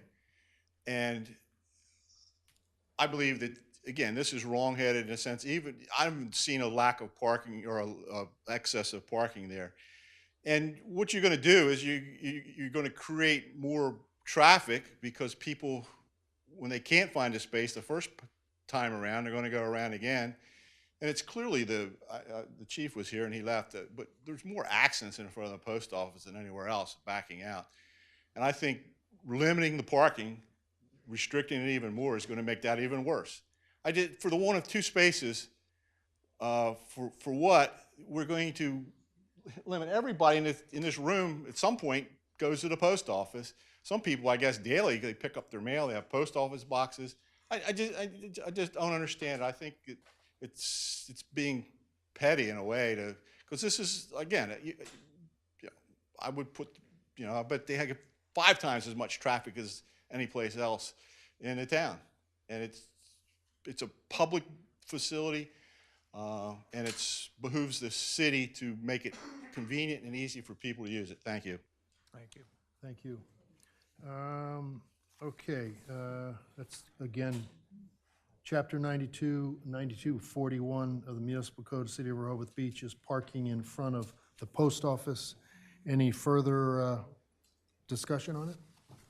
I'm going to assume there will be ongoing monitoring with the postmaster of what's going on here and if there's an extraordinary amount of complaints or with the police. Absolutely. No, I said to her, okay. I said, look, if something changes, because maybe a suggestion to the postmaster would be that if indeed customers can use the back lot for those few minutes that they're in and out, that the signage back there indicates that for customer use only, I think no their more big- than 10-minute parking or I think their something. big fear is you take down the signs or you change the signs a bit and people park there and walk to the beach. I suppose. Much like they're doing in Grove I- Park. My understanding sure. is that you don't want to promote that because then you stop there to go get your Yeah, and- Louis. Yeah, And your you do coffee 10 and other stuff like errands, that. sure. That's okay, just for the record, Name. I'm sorry, Linda Kaufman. For the record, that's not a recommendation of the committee. We didn't look at it. I'm not saying it's good, bad, or indifferent. I'm just saying that I want to make sure that as you deliberate, there's some things in here that we didn't make recommendations Yeah, for. we Okay. understand. Thank you. Thank you. If I can get a motion and a second to approve an amendment to Chapter 92, Section 92-41 of the Municipal Code. So Parking. moved. Second. We have a motion and a second to amend 9241 of the code of Chapter 92, parking in front of the post office. Any further discussion? Yeah, I'm actually going to vote no. Regardless, I've wanted to wait and hear what the postmaster said, but regardless, I'm somewhat protective of those spaces, and so I'll be voting no. All right, I'll go from there. Commissioner Schlosser? Aye. Commissioner Sharp? Aye. Commissioner Byrne? Aye. Commissioner Sheffer? Aye. Commissioner Cluzzi? Aye. And the chair votes aye. And Stan. do I get to vote? Oh, you already said no. No, that was in discussion. Oh, all right, I apologize. I thought that was your vote. Commissioner Mills? Formal process. No. Okay. Let's move on to, 9243. Yeah. This one, just to clean up, this makes the city manager's position gender neutral. There was a his in there, it's now changed to his or her. This is parking for subcompact cars, and it used to read some subcompact ears. We're gonna make it subcompact cars instead of ears. Those are the only two changes in that section. I'll make a motion to make the changes to 92-43. Oh, no, what? oh, Am that's, I missing excuse me, something? that's just 9243, yes. Yeah. Okay. 9243, parking for subcompact cars. Second. All right, we have a motion and a second to approve the amendments to 9243 in Chapter 92, parking for subcompact cars. Any further discussion? If not, Commissioner Sharp? Aye. Commissioner Byrne? Aye. Commissioner Sheffer? Aye. Commissioner Cluzzi? Aye. Commissioner Mills? Aye. Commissioner Schlosser? Aye. And the chair votes aye. Thank you. Now on to Section 4 of the ordinance, which is Section 92-65 of the code, parking area for handicapped persons. In this one, there were changes in subsection E, which went from 1 space to 2 spaces located on Baltimore Avenue, first block, south side. At meter numbers, it went from B33A to B33 and B33A. Then in subsection 8, it went from 6 spaces to 8 spaces on the south side of the first block of Laurel Street at the most eastern end. Section I went from 2 spaces to 3 spaces on the eastern end of the municipal parking lot located on the west side of the convention hall. Subsection O went from 1 space located on the south side of Norfolk Street in front of number 210 to 5 spaces located on the west side of the municipal parking lot on the east side of the convention hall. Subsection P went from 2 spaces located on Rehoboth Avenue, 3rd block, south side, west of 2nd Street, meter number R-200. Spaces 1 and 3 has been changed to 2, so now spaces 1 and 2. Subsection R, 2 spaces located on Baltimore Avenue, 1st block, north side, near the boardwalk. Meter numbers B76A, and what used to be B77 has gone to B76B. Subsection S, 4 spaces located on Maryland Avenue, 1st block, south side, near the boardwalk. Meter numbers went from M48 and M49 to M47, M48, M49, and M51 went to M50. Subsection T went from 1 space located on Grenoble, 1st block, south side at meter number G3, space 4. That changed to 1 space located on City Hall Drive in front of the parking department building.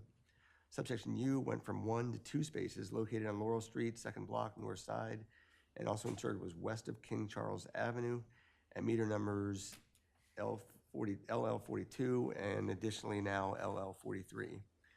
Subsection V is a brand new subsection that reads 1 space located on Rehoboth Avenue, 1st block, north side, east of the crosswalk. Subsection W is a new subsection that reads 2 spaces located on King Charles Avenue, west side, on the corner of Hickman Street in front of St. Edmund's Church. Subsection X is a new section, 3 spaces located along Lake Avenue on the east end, middle and west end of the block. Subsection Y is a new section that reads 2 spaces located on Grenoble first block, north side, meter number G4, spaces 1 and 3.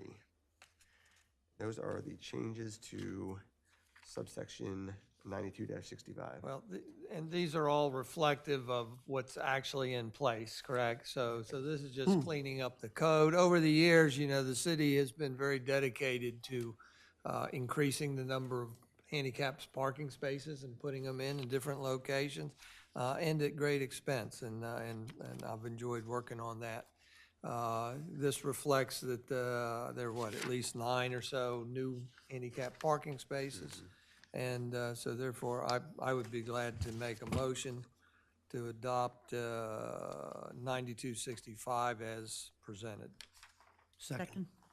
A motion and a second to adopt 9265 as presented, the parking areas for handicapped persons. Any further discussion? Not. Commissioner Byrne? Aye. Commissioner Sheffer? Aye. Commissioner Kaluzzi? Aye. Commissioner Mills? Aye. Commissioner Schlosser? Aye. Commissioner Sharp? Aye. Chair votes aye. Thank you. Section 5 of the ordinance amends section 92-67 of the code titled applicability. What currently reads, the provisions of this article shall be effective from the Friday immediately preceding Memorial Day until and including the second Sunday following Labor Day between the hours of 10 a.m. prevailing time and 12 midnight prevailing time has been changed to 10 p.m. of each day and shall apply to all parking meter zones established within the city except as otherwise provided herein. So it's dialed back from midnight to 10 p.m. Then subsection B is deleted, which read, all 30-minute parking meter zones established pursuant to section 92-69C shall remain posted and shall be in effect the entire year. And that is it for changes to subsection 9267. Yeah, and again, on this one, this is basically the only change here, and we've had a lot of different discussion, and we had a lot of different input from the committee. The only change here is from 12 midnight as the deadline of parking meters to 10 p.m. So it'd be a total of 12 hours from 10 a.m. to 10 p.m. There had been some suggestions of 9 o'clock in the morning till 9 o'clock at night. You know, some earlier, some later, leaving it at 12 midnight. And this is what we had discussed and kind of seemed like a consensus of changing it in such a fashion to make it a little bit more palatable for some of the people that are coming into town later to have dinner or something like that, to know that they have some free time after 10 o'clock. Yes, sir. I know I'm coming to this late. Sam Cooper, 13 Newcastle Street. Is there, I mean, I scratched my head a little bit. It seems like the commissioners are talking about needing more money and needing more money. Has there been a dollar figure placed on this, what it's going to cost the city?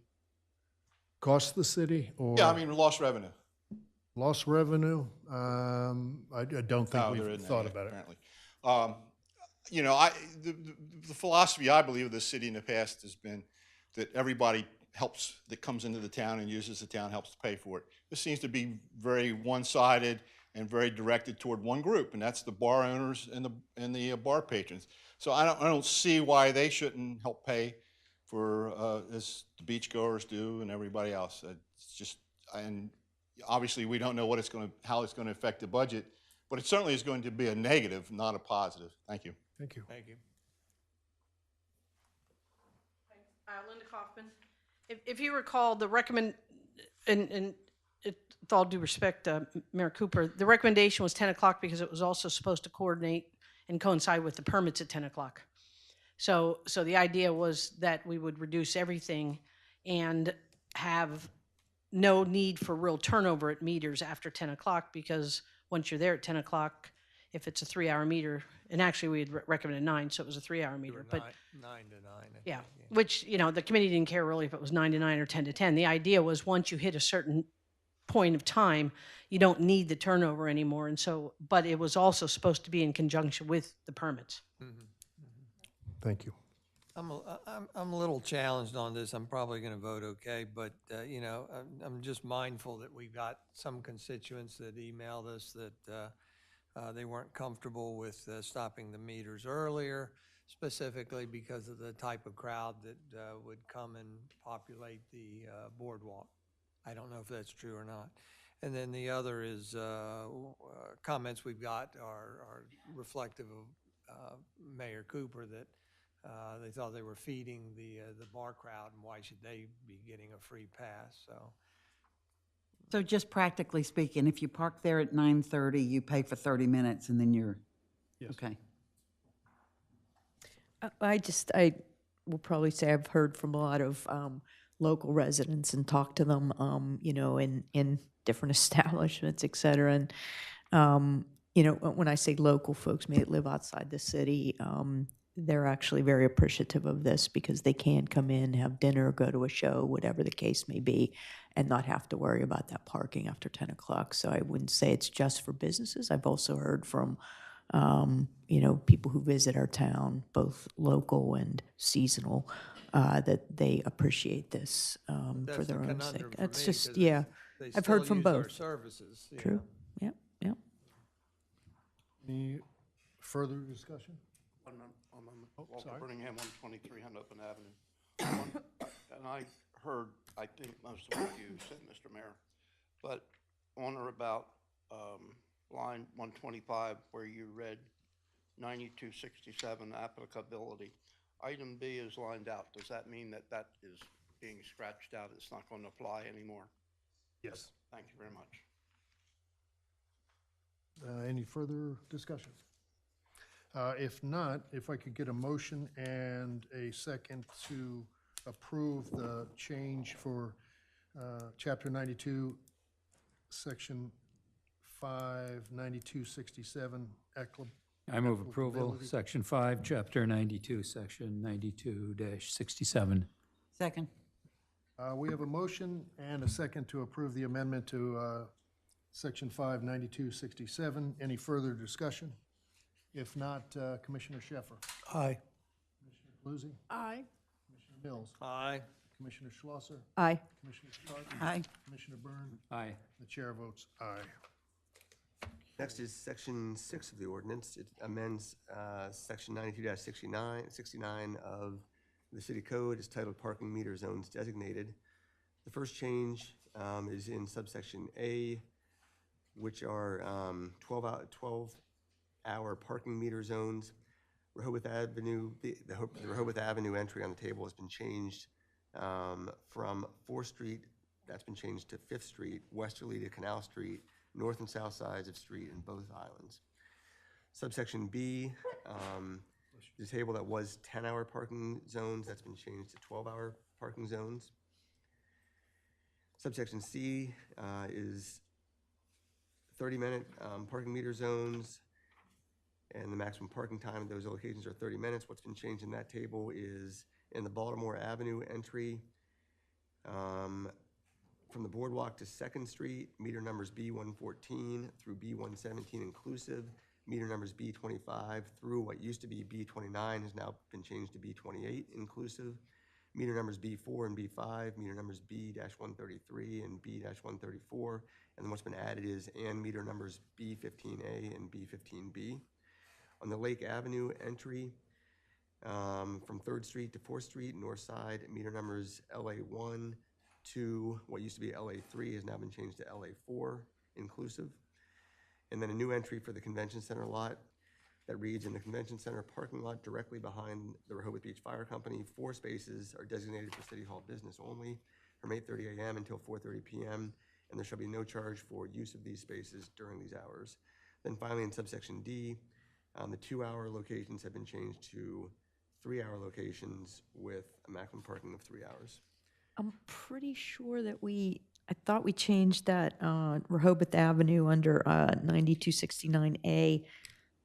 I thought the last discussion was keep it at 4th because, Yeah, I think you're right. yeah, because it conflicts then, or we have a undesignated space if you go then to 9273 B, where it says from up. Yeah, You know what I I'm saying? agree. So That it's, was so I the think we said consensus. 4th that gets- there instead of 5th. Yep, so 5th at line, just after line 144, 5th gets scratched when we leave it as 4th. Fourth. Is what it currently is. So subsection A will remain exactly as it is. Yeah. Subsection A, the entry for Rehoboth Avenue will remain as it is in the code currently. Right. So there were a variety of things changed here. You know, one of the things is in section B, from 10 hours to 12 hours, again, and then down in D, being from a 2-hour to a 3-hour meter. Any questions, comments? Anybody in the audience?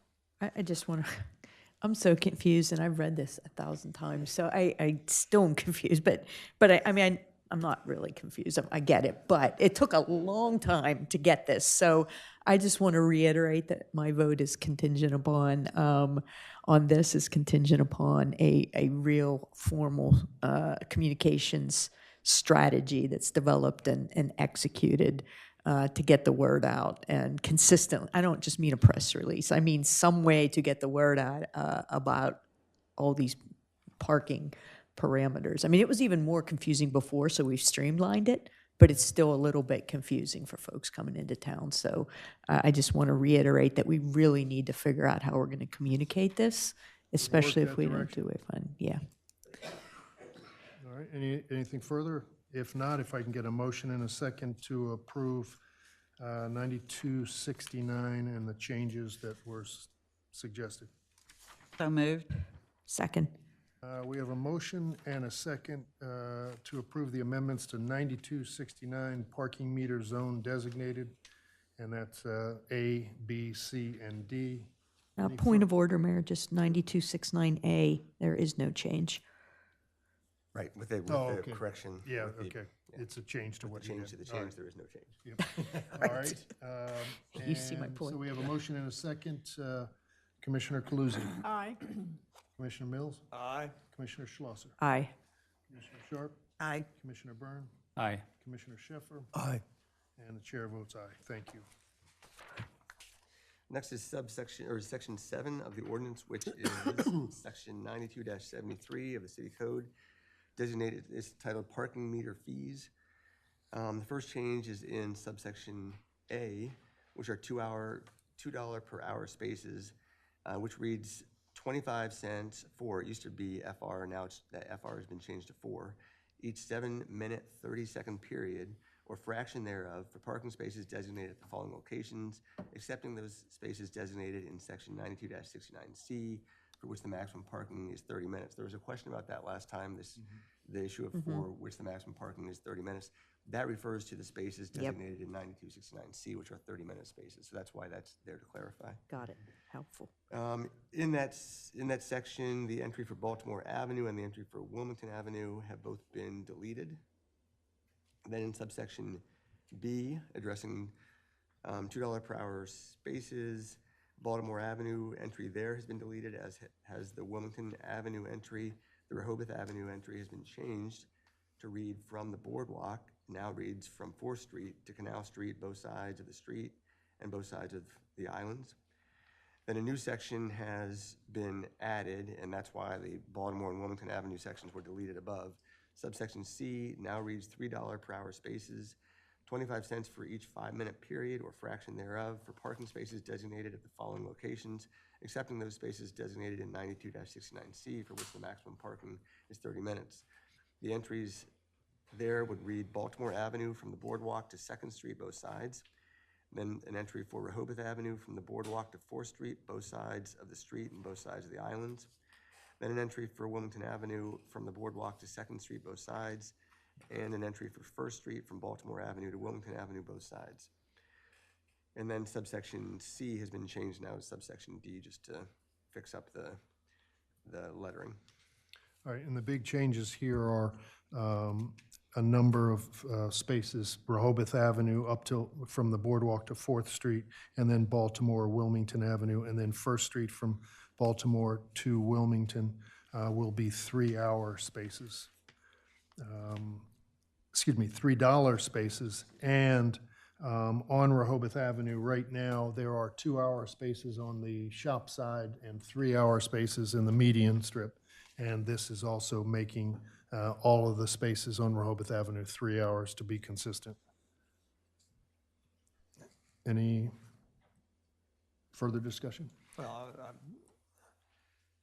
this is one that's been challenging me from the beginning. First, I had heard from the parking committee that I heard, and I may have heard wrongly, that they were recommending a change $3 an hour for the first 2 blocks of Rehoboth Avenue only. Now, when I checked with Linda, she indicated that that was also inclusive of the first 2 blocks of Wilmington and Baltimore. So then I have a little more hesitation on doing that.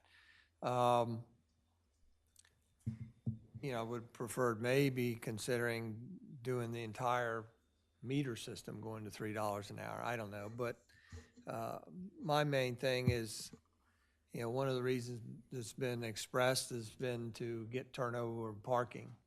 And I understand that, but I told you before, all the business people I talked to, they were 50-50 on whether they even wanted such a thing. Half of them were fine with leaving it alone. And so that's on my mind. The other thing is, you know, today we had our first budget hearing, and we've been talking about different projects and a shortfall. And one of the projects we identified that we don't have funding yet for is $750,000 worth of restroom renovations. I put that very, very, very high on my list as a visitor enhancement that needs to be done this year. And so frankly, nobody else has admitted it, but I will say, I think part of this is to raise revenue, and I'm fine with the revenue going, you know, we don't target things, but I would want that revenue to help fund those visitor enhancements in the form of the restroom renovations and any boardwalk enhancements, et cetera. So I come to grips with it, and I will support it. Thank you. Any further discussion? If not, if I can get a motion and a second to approve Section 7, 92-73 parking meter fees. And again, that's, the changes are in Section A, B, C, and adding, or moving C to D. I move approval. Second. We have a motion and a second to approve Section 7, 92-73 parking meter fees, A, B, C, and D. Any further discussion? If not, Commissioner Mills. Aye. Commissioner Schlosser. Aye. Commissioner Sharp. Aye. Commissioner Byrne. Aye. Commissioner Sheffer. Aye. Commissioner Calusi. Aye. Chair votes aye. Thank you. Section 8 of the ordinance is amendments to Section 92-259 of the code. That section is titled Establishment, Administration, and When Effective. The last sentence of that section changes, and this is the change. It reads, "The provisions of this article shall be effective each day from the Friday immediately preceding Memorial Day until and including," it used to read Labor Day. The change would, or the amendment would insert the language, "the second Sunday following Labor Day." So it would be effective each day from Friday immediately preceding Memorial Day until and including the second Sunday following Labor Day. And again, this change is just to mirror the image of the meters for the parking permits. As Glenn mentioned, right now, it's the Friday immediately preceding Memorial Day up until Labor Day. And this would just be extending it to the second Sunday following Labor Day as the meters are in place now. And we've already approved staying there. Remember, a couple of different things were offered over the time of our discussions. Some were to go from May 1 to October 1 on both meters and as well as permits. I think a lot of the things that we heard and we discussed up here was to keep the meters where they are and just extend the permits for those extra couple weeks just to be consistent. Anything further? Move to approve paragraph 92-259, Establishment Administration when effective. Second. We have a motion and a second to approve 92-259, Establishment Administration when effective on the meters. Any further discussion? If not, Commissioner Schlosser. Aye. Commissioner Sharp. Aye. Commissioner Byrne. Aye. Commissioner Sheffer. Aye. Commissioner Calusi. Aye. Commissioner Mills. Aye. And the chair votes aye. Thank you. The next section is Section 9 of the ordinance. It's Section 92-262 of the code, titled Permits Required. The last sentence of that Section A reads, a permit issued for purposes of this article cannot relieve a person from paying other parking fees established by this chapter. And it used to say, comma, such as Dovell Beach, or for a space that is controlled by parking meters. The phrase, such as Dovell Beach, would be deleted under this amendment Yeah, because it falls under the permit system now. yeah, it's a pretty simple one, just crossing out Deauville Beach. Any questions? Move to approve paragraph 92-262, permits required. Second.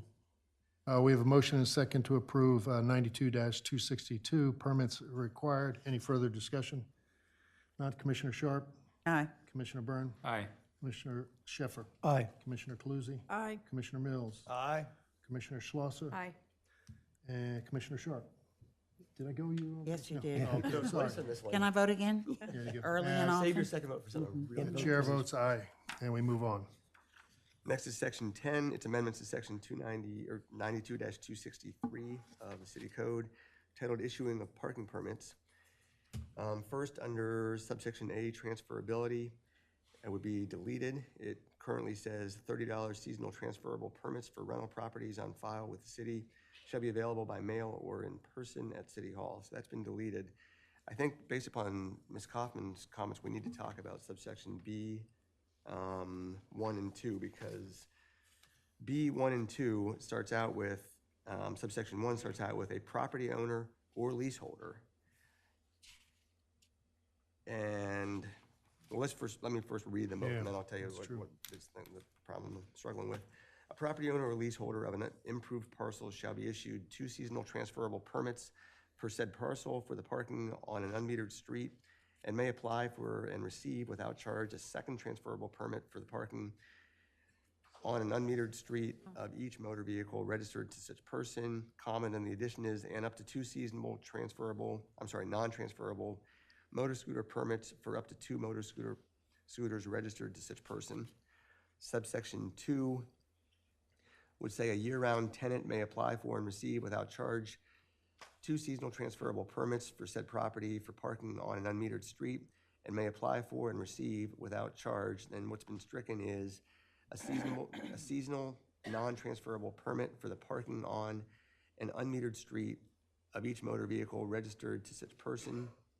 And then it added would be up to 2 seasonal non-transferable permits and up to 2 seasonal non-transferable motor scooter permits. Then you've stricken, the suggestion is to strike subsection 5, which addresses a property owner who is renting during the season and the entire premises. And then subsection 6 would be stricken, which addresses a property owner who operates a hotel, motel, or rooming house, a tourist home or a guest house, or who rents apartments, cottages, cabins, or room or rooms. The distinction that Laura brought up that I think does have relevance, subsection 1 says a property owner or leaseholder. Subsection 2 addresses a year-round tenant. I'm not sure what the difference is between a year-round tenant and a leaseholder, and I'm also not sure how the city knows who is a year-round tenant. So it probably wasn't a problem previously because those sections read the same. So once you got past a property owner or a leaseholder, you knew what to do. You never made it to a year-round tenant. But now, since you're proposing a distinction between those two, subsection 1 and subsection 2, we need to address what is a year-round tenant, or make them consistent again. Yeah, as they were or before. make, as Commissioner Schlosser said, to make them consistent would be to have the year-round tenant have up to as many cars as there. But my question there is, if we're gonna do that, do we just cross out leaseholder up in number 1? Or say a property holder, leaseholder, or year-round tenant.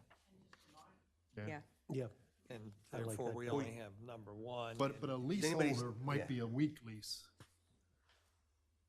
See what I'm saying? I mean, could that be construed that way? It probably could. I mean, I think if you. I don't know if it's ever been that way, but, Right.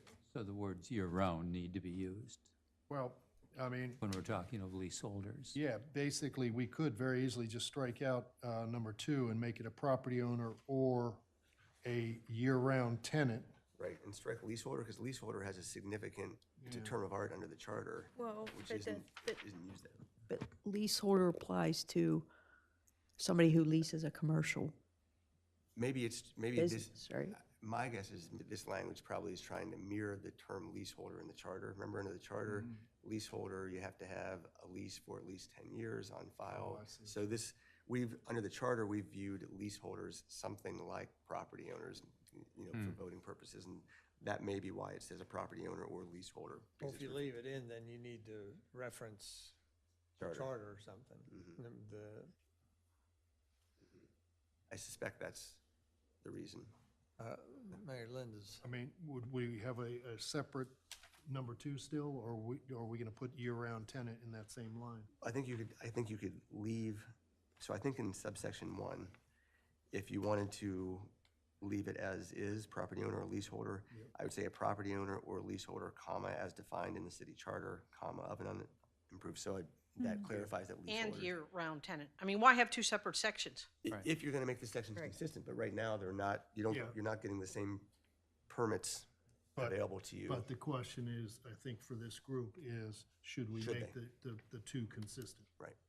I mean, keep in mind, we recommended the 222. We didn't distinguish between a tenant and a property owner. We said 222. You've gone away from the 222. But it would seem to me that to make it clear so that you don't have excess sections, you just combine 1 and 2. And like you said, a property owner, a leaseholder as defined by, the charter, whatever, Glenn, you just said, and a year-round tenant. Then strike 2, the current number 2. Is that, I mean, again, the question here is, do we want to make the year-round tenant the same? Because we missed it last time. And if so, we could put it in 1. But if we don't want to, So this has got me confused, and I'll admit that. If I'm the property owner and I have a year-round tenant, how many permits are in play? just as, that's, Be 10? I would say. Well, it could be. If Because I'm going to get mine as the property owner, or 10 of you that own the property. or 10 of us that own the property. And then my tenant, because June, I don't know how you do this stuff. Makes my head spin. help. That's why we said 222. Yeah. Because it gets to be the point where if you've got 10 people on a lease, and there are many houses that have that, they all get them. And then if you now include the full tenant. So we didn't address the difference between a tenant and the landowner because we were saying 222. It didn't matter. If you're now striking the 222, then I think you have to look at the ramifications of the fact that if you have 10 people on the deed, you get those 10 permanent. And then I've got a tenant who gets 2 or unlimited, depending on which way you go. So, I mean, you could have. Or more than 1 tenant. Or more than 1 tenant. So you could have 30, I mean, I'm using numbers, but you could have 20 permits for 1 property. And if I want to buy some more at a retail price, I can do that as Right. well. But right now, I mean, again, I'm not trying, well, I am, because we felt pretty strongly about this, the 222. Part of that was to eliminate people who don't live here, who happen to have their names on a property, from getting something for free. We weren't saying that they couldn't get them, they could buy them. And we were saying as a property, you can get 2 permanent ones, and that seemed to be reasonable. If you wanted to buy more, then, you could go and buy them for the retail price.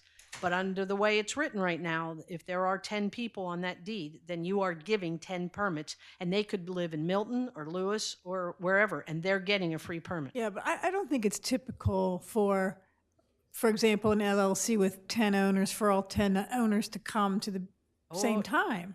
I mean, I just think that that's not. I think you get quite a few of those people that own, and I'm not even talking LLCs. If there's 5 names on a deed, and those 5 people live around, like I said, in communities, you're now giving them something very valuable. You're giving them a permit. Right, I understand that, but I don't know that we actually, maybe you have the data on this, or how many residences have that situation.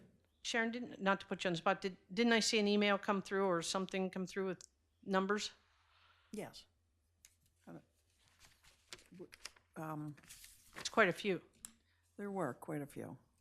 Well, at the last meeting, I think it was me that kind of convinced everybody to get away from the 222, so that we weren't limiting or penalizing, if you will, the property owners. Well- And if you still agree with that, then you would agree with leaving number 1 and then sticking with the 222 for I would the argue you're year-round 10. penalizing the property owners by allowing 10. I mean, there's only a certain amount of spaces on the street, any way you cut it. And at some point, you have to limit the amount of permits because you're hurting the employees, you're hurting the residents, you're hurting the people who are coming to visit. If you're giving, I mean, just think about this. If you're giving 1,000 permits out and you have 100 spaces, I'm just using a number, it just doesn't divide. And so that's why we came back to the 222, to make people make choices and say, boy, if I live there and I have 4 cars, maybe I'm going to use my driveway, maybe I'm going to buy more permits, but you're not giving a valuable asset away. And I think, I mean, as both parking standpoint we're talking in now as a resident, is you actually hurt me as a resident when you let the guy next door that has 6 cars have 6 permits. And 5 of them don't live there. I do recall you had numbers, and it was not that great, I didn't think. Do you Yeah, recall? That's why I was asking, because I don't remember it being that big. And what was the question? How many? How many, I mean, she's talking about houses that could have 10, 10 owners and 10 permits. Yeah, how many have over 3 permits, 4 Yeah. permits? I don't know that we have. Yes, those. I had asked for that data at the last meeting to help inform this decision on permitting, is how many, how many parking permits were issued, per household, taking into account X number of people on the lease, number 1 point, data point. Number 2 data point, how many additional have been issued at the discounted price? If we're of the concern of this, we can just go back to the 222 and it makes it simple. I want to see the data before I'm willing to vote, that's for Linda's sure. arguments are very compelling for know. me, and I think having some data would be very, very helpful to decide whether to go back. I mean, I'm willing to go back to the 222. We were convinced of that at one time, and then kind of slid That's toward what I would this suggest. at the I mean, workshop. I got a lot of and, pushback from, I mean, I have 3 cars, so I hate to make a comment on this but I would be fine with 222. It's just that I did get pushback from other people. Yeah, I'm not fine with it, but that's Sharon? okay. I mean, Sharon, I wrote down some numbers at the last meeting. Yeah. 467 requested 2 to 3 permits. 239 requested 4 to 5 permits. 57 requested 6 plus. Yeah, well, Somebody had to have stated these numbers. yeah.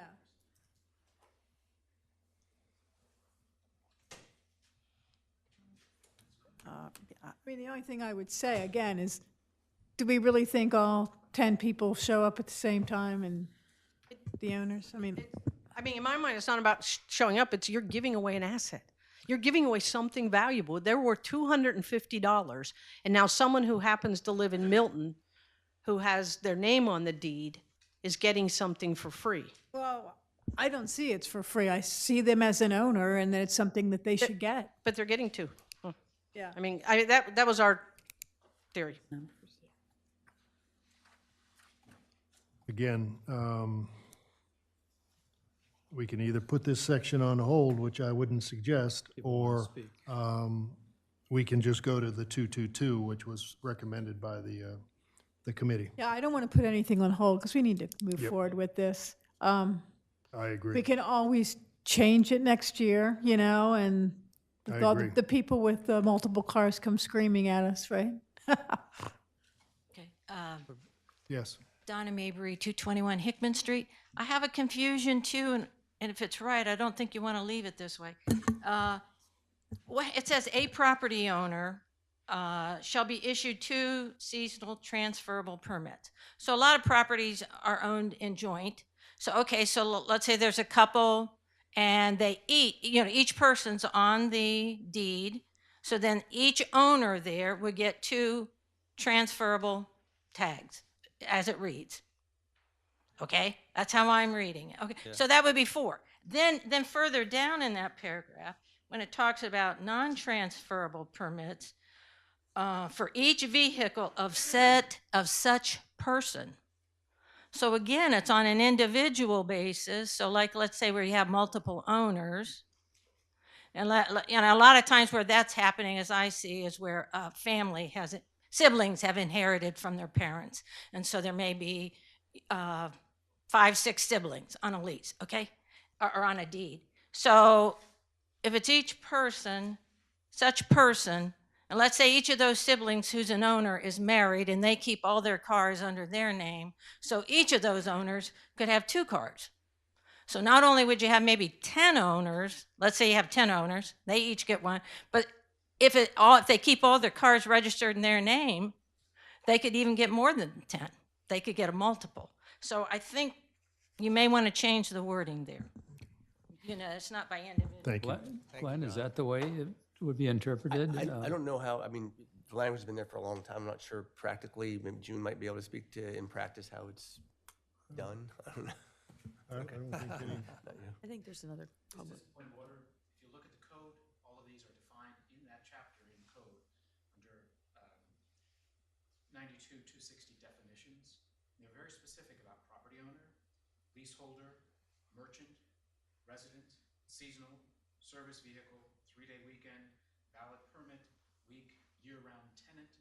So all of these are defined. I would hope that you would have reviewed that beforehand so making these decisions. But they are defined in the current section that you're reading. Yes, Thank sir. you, Patrick. Mark Betchkall, 98 Sussex Street. My concern is if someone is domiciled in the city, if they have 2 cars or 3 cars or 9 cars registered to their home, they should get a non-transferable permit to each of those cars because this is their home and they should be able to park where they want. Thank you. Thank you, Mark.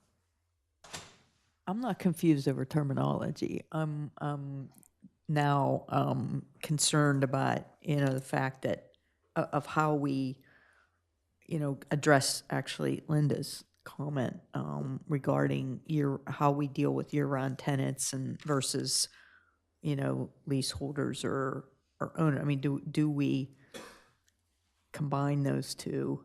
I mean, paragraphs 1 and 2, that's my issue. And then I also am concerned that I don't have the data on exactly how many, permits we do issue kind of per household and how many extra permits are purchased by homeowners. Like, I just don't have that data to know what the impact of this change or this paragraph is. So that's where I am.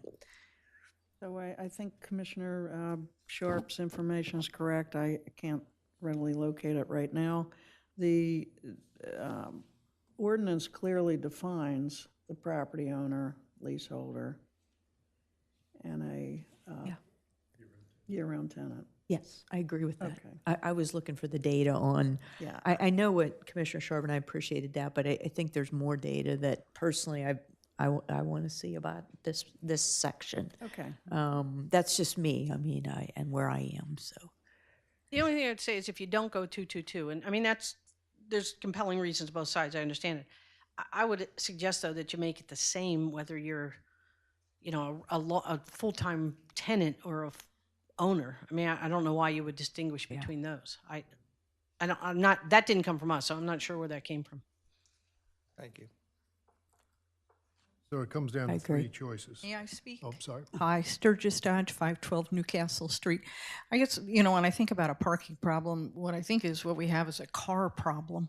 And my thought about what was the intent of this was to reduce the number of cars in the town, hopefully, and not to make it easier. I mean, right now, what we have is when you build a home, you only have to have 2 off-street parking places. And that doesn't, if your house has 2 bedrooms or it has 7 bedrooms. So to me, charging someone for excess cars is creating a disincentive to have more cars, and I think that's the intent of this, and so I think that's a good idea. Thank you. Yeah, I mean, we can either put it on hold, which I wouldn't suggest. We could go 222 on both of them, or we can go as we have on number 1 right now, for both number 1 or number 2. I'm open to a suggestion my thought is the 222. And, we can, as Commissioner Cluzzi said, we can change it if we do in the future. But, based on a couple of the comments that have been made out here is where is the incentive? If, we allow everybody to have a parking pass for every car they have, what's the use, why use your driveway? So Mayor, could you clarify on the 222 that you're speaking of? If you wanted additional permits, the price for those would be? The full price, The full price. yes. That would be my suggestion, as it was the suggestion up until the last meeting. Right, we because had. that's where we started, right? Yes. Okay. And again, that was the suggestion of the committee. I can certainly support that going forward. I can't support it without data and without vetting it more for public comment. I just can't. But if you do go forward with that, are you going to take the suggestion and move year-round tenant into that paragraph? So it's the same for property owners, leaseholders, or year-round tenants? Well, we can leave the year-round tenant as it says right now, which already has 222, and then just make number 1 222. Well, I'm comfortable with, if you will, not penalizing the property owner this first year. I'd rather be. Well, you are penalizing if you go with 222. Yeah, he's saying not to. I'm saying I'm not. Oh, I'm sorry. Not for 222. Got it. I'm in the same I would place. rather go with this and give them the 2 seasonal transferable motor scooter permits. And How about the year-round tenant? I'm willing to combine them, one and two together for the same thing. So somebody just needs to pick something and make a motion, and then we'll either flies or it doesn't. I'm just a little more conservative this first year. Next year, go at it all. All right, I'll make a motion to eliminate section 92-263 B2 and make the following change to 92-263 B1 in the first sentence: a property owner, leaseholder, or a year-round tenant.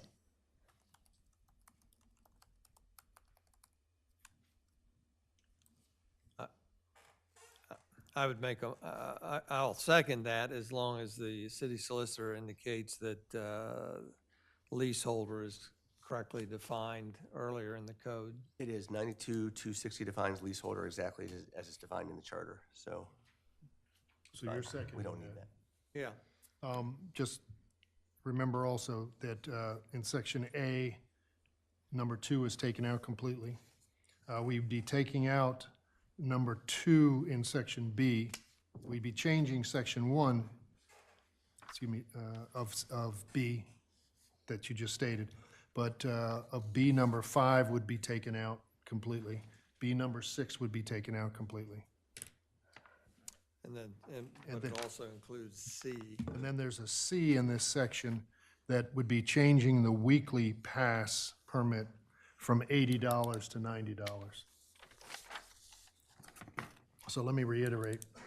We have a motion and a second on the table to amend section 92-263, issuing of parking permits. And again, it removes A2, and it makes B1 a property owner, leaseholder, year-round tenant with the language that Glenn is adopting right now of an improved partial shall receive issued 2 seasonal transferable, a seasonal non-transferable permit for the parking on an unmetered street of each motor vehicle registered to such person, and up to 2 seasonal non-transferable motor scooter permits for up to 2 motor scooters registered to such person. And B2 would be removed, B5 would be removed, B6 would be removed, and C number 3 would move from $80 to $90. Any further discussion? So just to clarify, though, we're not adopting 222, we're adopting the current language of B, except adding the year-round. No other changes. Current language of Got it. A. Current Further language of, discussion? Language in the proposed ordinance, not in the Yes. code, right? Any further discussion? This line with that. okay, of Wait a B1. minute. Yes. Mayor, did you just say we're adopting the current language in A? Yes. I'm sorry, in No. B1. In B1. Oh, okay, okay. All right, And the practical application of that is there will be an unlimited amount of seasonal non-transferable permits for each motor vehicle registered to such person. yep. And 2 mopeds. As is now, with the exception and the addition of 2 Motor scooters. permits for motor scooters. Take that- Any further? Commissioner Byrne? I vote no. I've come full circle back to the 222 and I like the rationale and discussion that's come from Linda's committee on that, so I vote no. Okay, Commissioner Schaefer? Aye. Commissioner Cluzzi? Aye. Commissioner Mills? Aye. Commissioner Schlosser? Aye. Commissioner Sharp? No. And the chair votes no. It does carry. All right, now we're going to move right to, Section 11 of the ordinance, which is Code Section 92-264, titled Special Considerations and Exceptions. In that section, subsection E, the following would happen: the provisions of this article shall not apply to the parking spaces located at the city's Dovell Beach parking lot. That would change from shall not apply to shall apply. And the following sentence would be deleted. The following parking fees are hereby established for the Dovell Beach parking lot for the summer season, defined as the Friday immediately preceding Memorial Day until and including Labor Day. That gets deleted. Subsection 1 also gets deleted: weekly, daily parking, because this is all Dovell Beach, previous Dovell Beach rates. Weekend daily parking per parking space, $20. Weekday daily parking per parking space, $15. Subsection 2 is also deleted: transferable seasonal permits per 1 parking space, $250. Then what used to be subsection 3 now changes to subsection 1 and remains, so that any owner or operator of any vehicle, including a trailer, motor vehicle, or any connected combination thereof that is 20 feet in length or longer shall pay the following rate for daily parking. So those are the links that were established a few months ago and the rates. And that is all the changes to subsection 92-264, basically cleaning up Dovell Beach. yeah, exactly. Any questions on that? If not, if I can get a second and a motion and a second to approve 92-264 special considerations and exceptions. So moved. Second. We have a motion and a second to approve 92-264 special consideration and exceptions. Any further discussion? If not, Commissioner Schaefer? Aye. Commissioner Cluzzi? Aye. Commissioner Mills? Aye. Commissioner Schlosser? Aye. Commissioner Sharp? Aye. Commissioner Byrne? Aye. And the chair votes aye. Then with section 12 of the ordinance, which is section 92-275 of the city code, this one just brings motor scooter parking permits, the time period in line with other permits. So it changes from all permits issued pursuant to this article shall be valid until and including Labor Day of the year the permit was issued. That changes now to shall be valid from the Friday immediately preceding Memorial Day until and including the second Sunday following Labor Day. And this one just basically puts the permits for the scooters to be exactly the same as the permits for cars.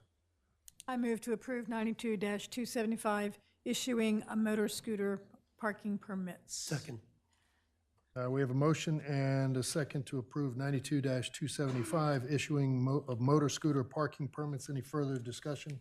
Yeah, I'm kind of getting cold feet on this one. I was the proponent of keep it simple, keep it easy, do everything the same, mirror everything. So I pushed for this from the beginning, but for the extra 2 weeks, I'm wondering, is it such a big deal? Again, for me, the easiest thing is to say, keep it the same, keep it the same. But, you know, there's a cost to this. We've got to change all the signs. We've got to put workers, the parking meter people on for 2.5 more weeks at a cost. Is it worth it? I just throw that out there. Any further discussion? If not, Commissioner Cluzzi, Aye. Commissioner Mills, Aye. Commissioner Schlosser, Aye. Commissioner Sharp, Aye. Commissioner Byrne, Aye. Commissioner Sheffer, Aye. and the chair votes aye. Thank you, and that is it for the parking changes. Thank you for your patience. Thank you, Thank Linda. you, Linda. Bye, Linda. Linda. We're going to move right on into C of old business, further discussion on rate suggestions for water and wastewater for the upcoming bill cycle. Before I turn it over to Kevin Williams, our Public Works Director, I just want to mention the fact that, you know, as most of you all know, we had a town hall to discuss wastewater rates, water rates, as well as a proposal that the county was thinking about. And at that point in time, we heard from a lot of people in the public eye. We'd had some emails beforehand, and obviously we had discussions. Basically, what I walked away from on that meeting was the fact that you know, a lot of people wanted to put together, suggested that the city put together a working group to discuss and analyze further the data from the Abrahams Group, as well as to discuss the options going forward for both wastewater and water. And so what I did is I reached out to a number of people in the community and put together a working group, in addition with 3 people on the city staff. And with that, you know, my thoughts are that working group would provide me with suggestions moving forward that I can suggest to the commissioners. With that, I'm going to turn it over to Let me ask Kevin this, Williams. Mayor. Is that working group additionally have the objective of working on pros and cons of transferring this system to the county? Because that's something Commissioner Schlosser and I mentioned before, that we promoted and advocated for that committee. But is that the intent of this committee that you formed? My intent was to reach out to a group and put together options, alternatives on determining a new rate schedule for wastewater and water as we move forward. Now, once they make their thoughts known to the commissioners through me, you know, that could be the second step. But primarily, we've got to reset our rates as early as April. And, you know, that's the primary task of the working group, is to look at the rate schedule and determine a new rate schedule. And if at some point in time we can move forward and we've discovered a rate schedule, then that could be a discussion that they take on. Well, I would request that if that committee or working group that you assembled crosses the line into discussing the pros and cons of the county deal, that it come in front of this commission so that we have the opportunity to have input, to talk about the objectives, to talk about how it's worked, that it's, for instance, you know, my push would be for what the objectives are, and my push would be that it operates in the public, very transparent. I'll turn it over to Kevin Williams to discuss the group. Great, thank you, Mayor. And let me just start by saying I will not be offended at all if anybody needs to stand up, walk around the chair, and sit back down. I know you've been sitting in that same place for the better part of 5.5 hours now, so it won't bother me at all if you stand up. Again, thanks, Mayor. Yeah, we did, at the Mayor's direction, stand up a working group. It's comprised of 3 members of the city staff, myself, the city manager, excuse me, and the finance director, Bert Dukes. We have 4 members from the community, Mike Strange, Deb Ward, Roger Truitt, and Bruce Williams. And I think all, if not all but one, actually were engaged in the meeting Saturday, came and had things to say. And then we have our consultant group that worked on the rate study, the Abrahams Group. They also participated by phone.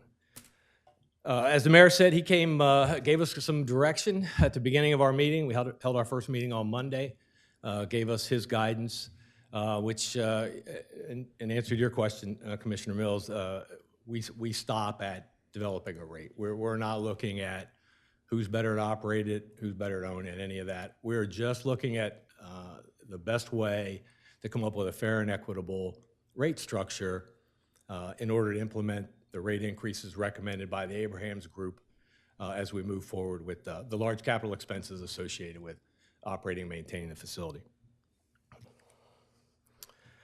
And those were the two words that he told us, fair and equitable. So that's a quote from him, fair and equitable to the most possible people in the community. He also directed us to make sure we pay attention to the seasonal resort culture of this community, so we may have to make sure we pay attention to that. And he gave us the target date to have something, hopefully to be able to present to the working group on March 4th. That kind of set our timeline.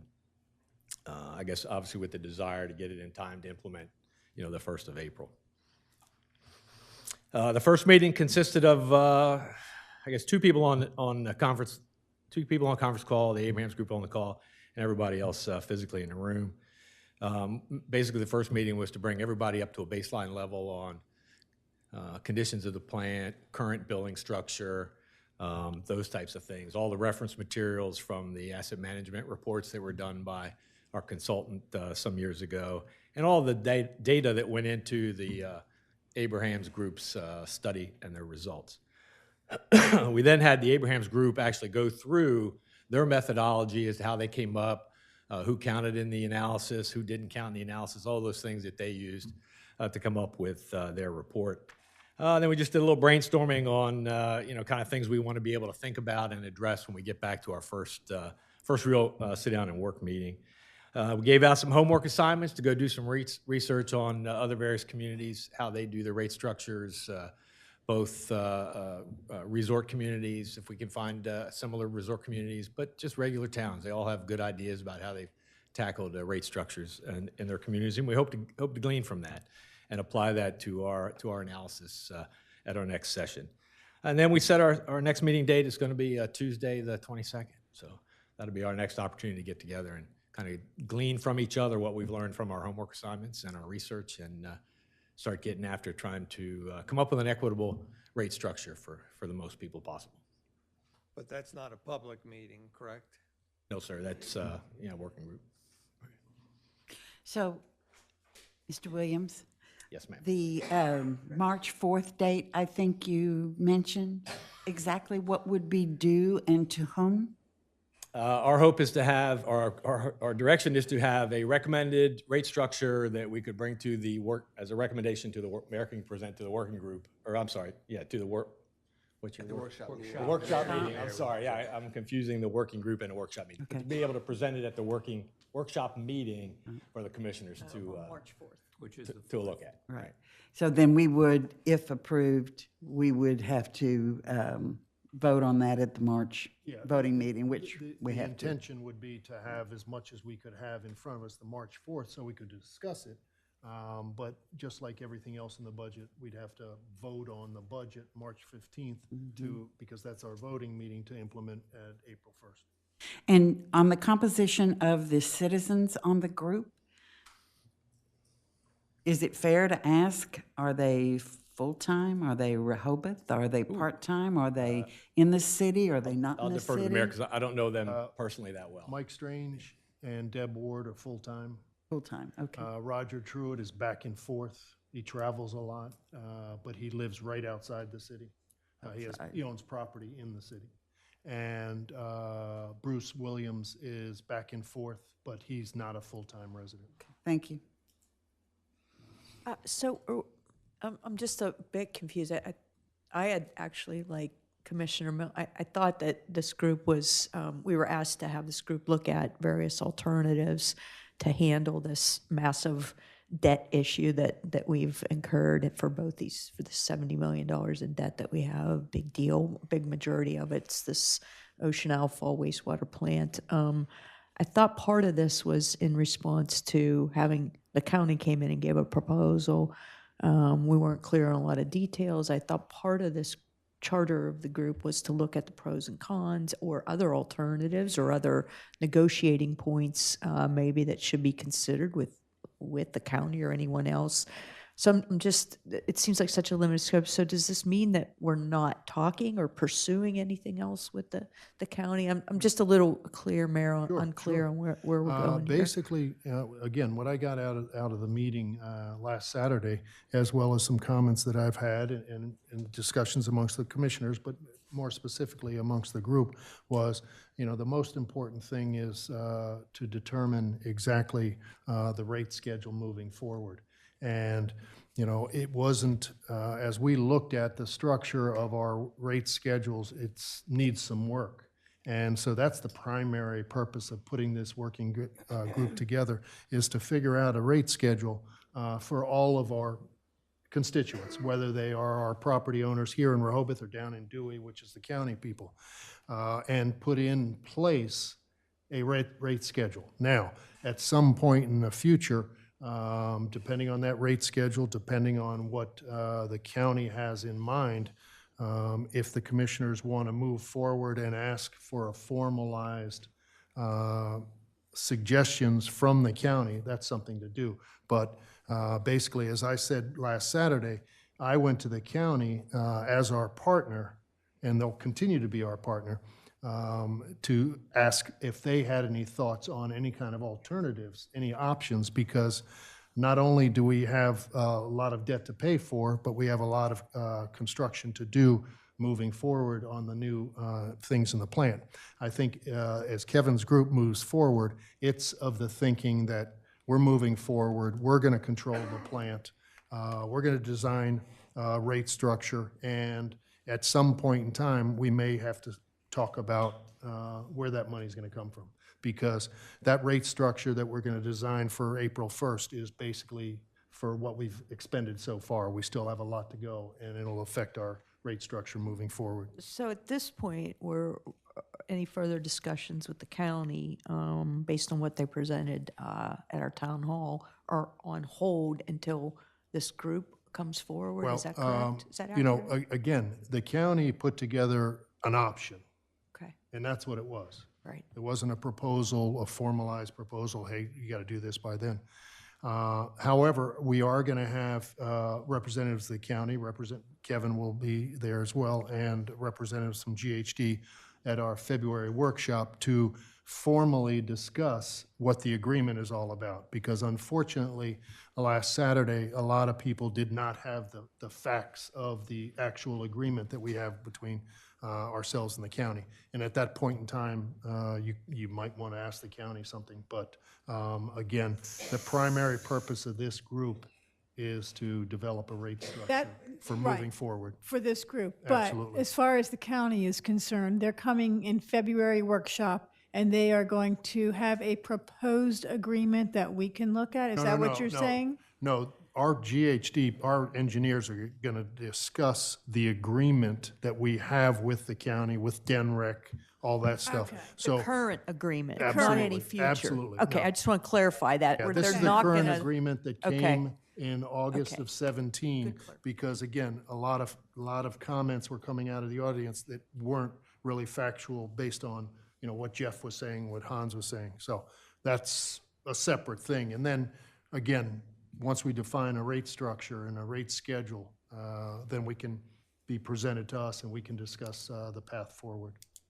So in terms of what the county presented at our town hall, anything further regarding that movement to turn over operations, or however you want to phrase it, to the county is on hold until this group comes forward and we have further discussion. Is that accurate? I would say that's probably accurate. Okay, all right, okay. I have to admit, my nose is out of joint a little bit referencing the first approach to the county. and also forming this group, because I feel I'm relegated to being an observer, whereas I'm a duly elected citizen, commissioner, that should be participatory, and I just want to share that. Thank you. Anybody else? Sure, please. Sam Cooper, are you looking at water rates too, or just sewer? Both water and sewer, because obviously the Well, water I rate don't, impacts. you know, I don't understand how you can put together a decent proposal when you got such bad information from Abrams. You know, don't have a good starting place.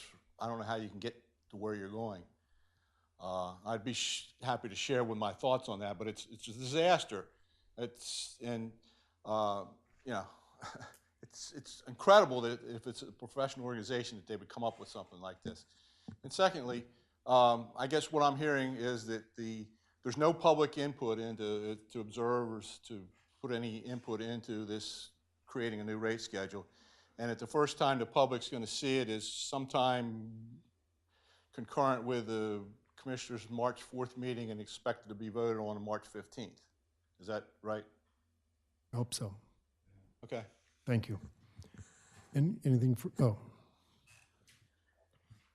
Walter Brittingham, 123 Hamilton Avenue. I left the meeting the other day in the recent discussion, and I say that there's no reason that the agreement between the city and county is not readily available for everybody to know, including for all of you to know it. It doesn't take any expert to be able to read that stuff. anything else, Kevin? No, thanks.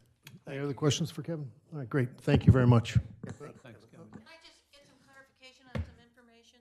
Like, number one, isn't our current arrangement with the county is they're paying 42% of the cost of the outfall and all these improvements. And when the loan you want to start paying off in April, is that just for the first 42,000, or are you starting to pay off all 52,000 that was authorized? It's just, we've only spent approximately 43 million of the line of credit. And you So just this have to start paying off that amount. And so Rehoboth is only responsible for 58% of 42 million. Okay, so half our debt's really being paid by the county. So Rehoboth's debt is not the whole 42 million or all that. We're Well, only really paying a little more than 50%. Okay. That's true about payments, but it is on our books. It's on our books, is Yeah, all I'm yeah, but saying, is but what I it's was really, saying. Yeah. really, we're the citizens in Rehoboth and doing all that aren't paying. Well, no, Rehoboth citizens are just paying 58%. Okay. My other question is, currently now, what's the city's water bill? Like, you know, of the public restrooms, city hall, the foot showers, et cetera. How much water does the city itself use? And does the city currently pay itself? Or does the city have free water currently through the plant? You're talking about wastewater or water? Well, both water and wastewater. I'm just curious, like, does the city get a bill itself?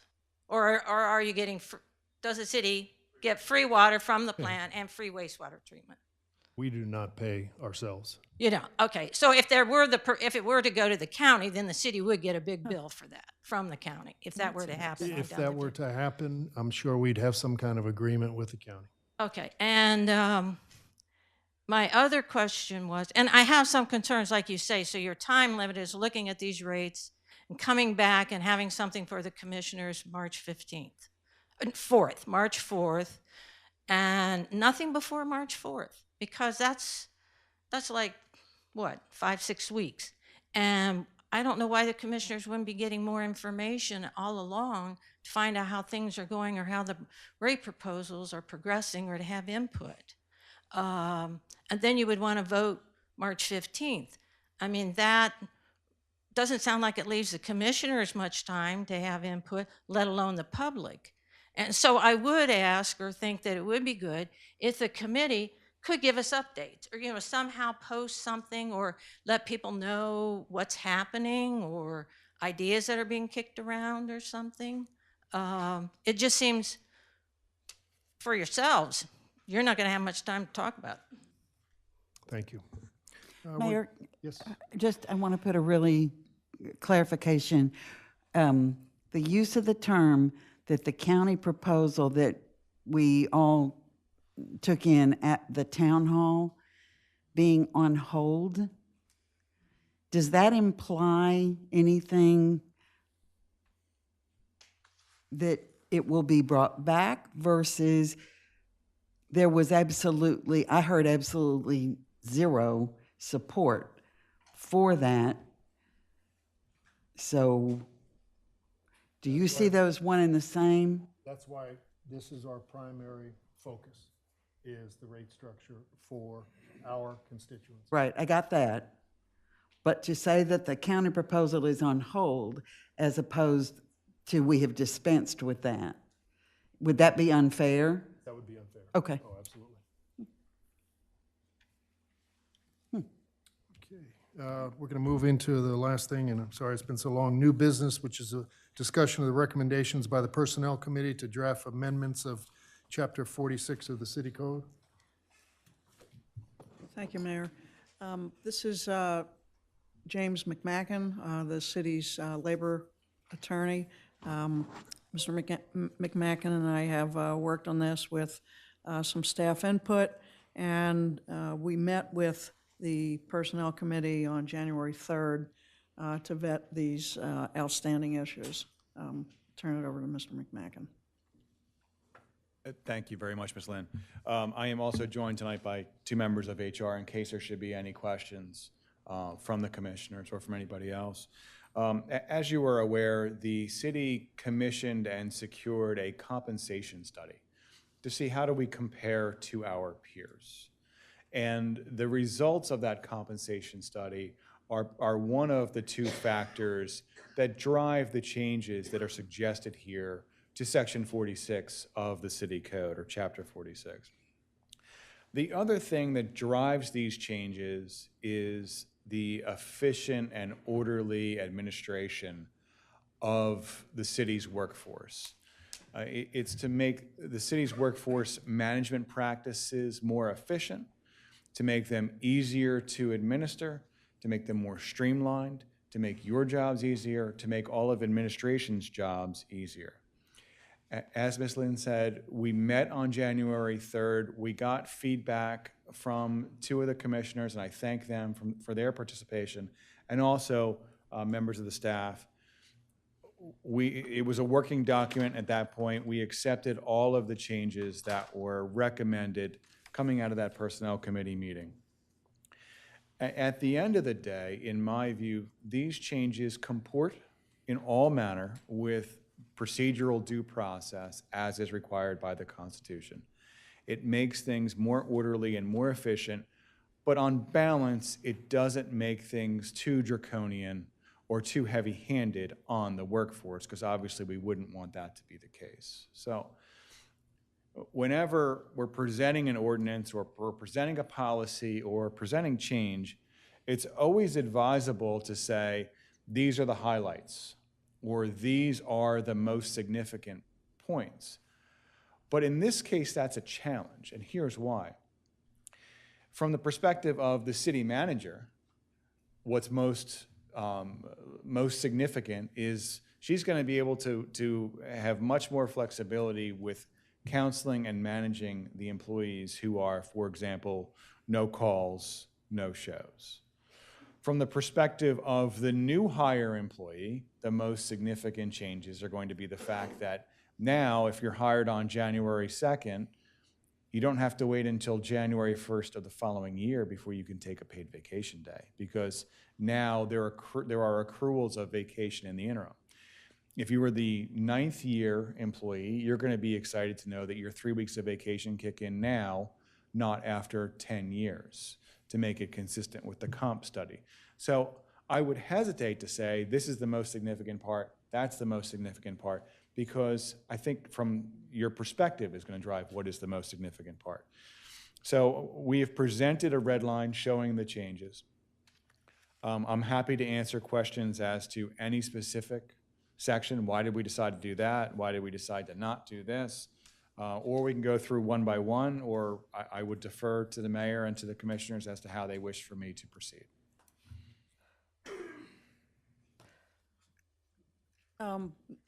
The commissioners had hopefully a chance to look through these. I don't know if the Personnel Committee has anything to add to that. I would just add that when we went through this the first time, that Mr. McMacken was extremely helpful in helping us work very quickly through the current exposures we might have, the ambiguities that were in the language, the clarifications that needed to be done. And it was a very fruitful exercise. Took about an hour, a little bit over an hour, maybe an hour and a half in Rehoboth time. And it was a very professional, and it helped us to not only hear from you as the expert, subject matter expert, but also be able to talk about real life examples that helped us really hone in on the things that we wanted to offer to you. So from my perspective, I thought it would be helpful if he could go through it exactly as he did with the committee, but I'm not sure in the interest of time everyone feels the need for that. I mean, I've just seen this cleaned up red line version, I don't know, a day or two ago when it was sent out. So I personally, and there's also other outstanding changes to the personnel ordinance that, that not related to what you're doing, but just other changes that have been hanging out there for a few months. I would prefer that we look at this holistically and then come back with any questions we have and have a little more time to look at all the changes that are out there and go from there. Unless there's some urgency from the city manager on approving this, I'm certainly not prepared to go through all this or to ask questions given just 2 days of one of the having things a red line version. Well, one of the things we talked about on January 3rd was the urgency that is critical to the administration of the city at the current time. So what we have before us tonight is really to help the city function better.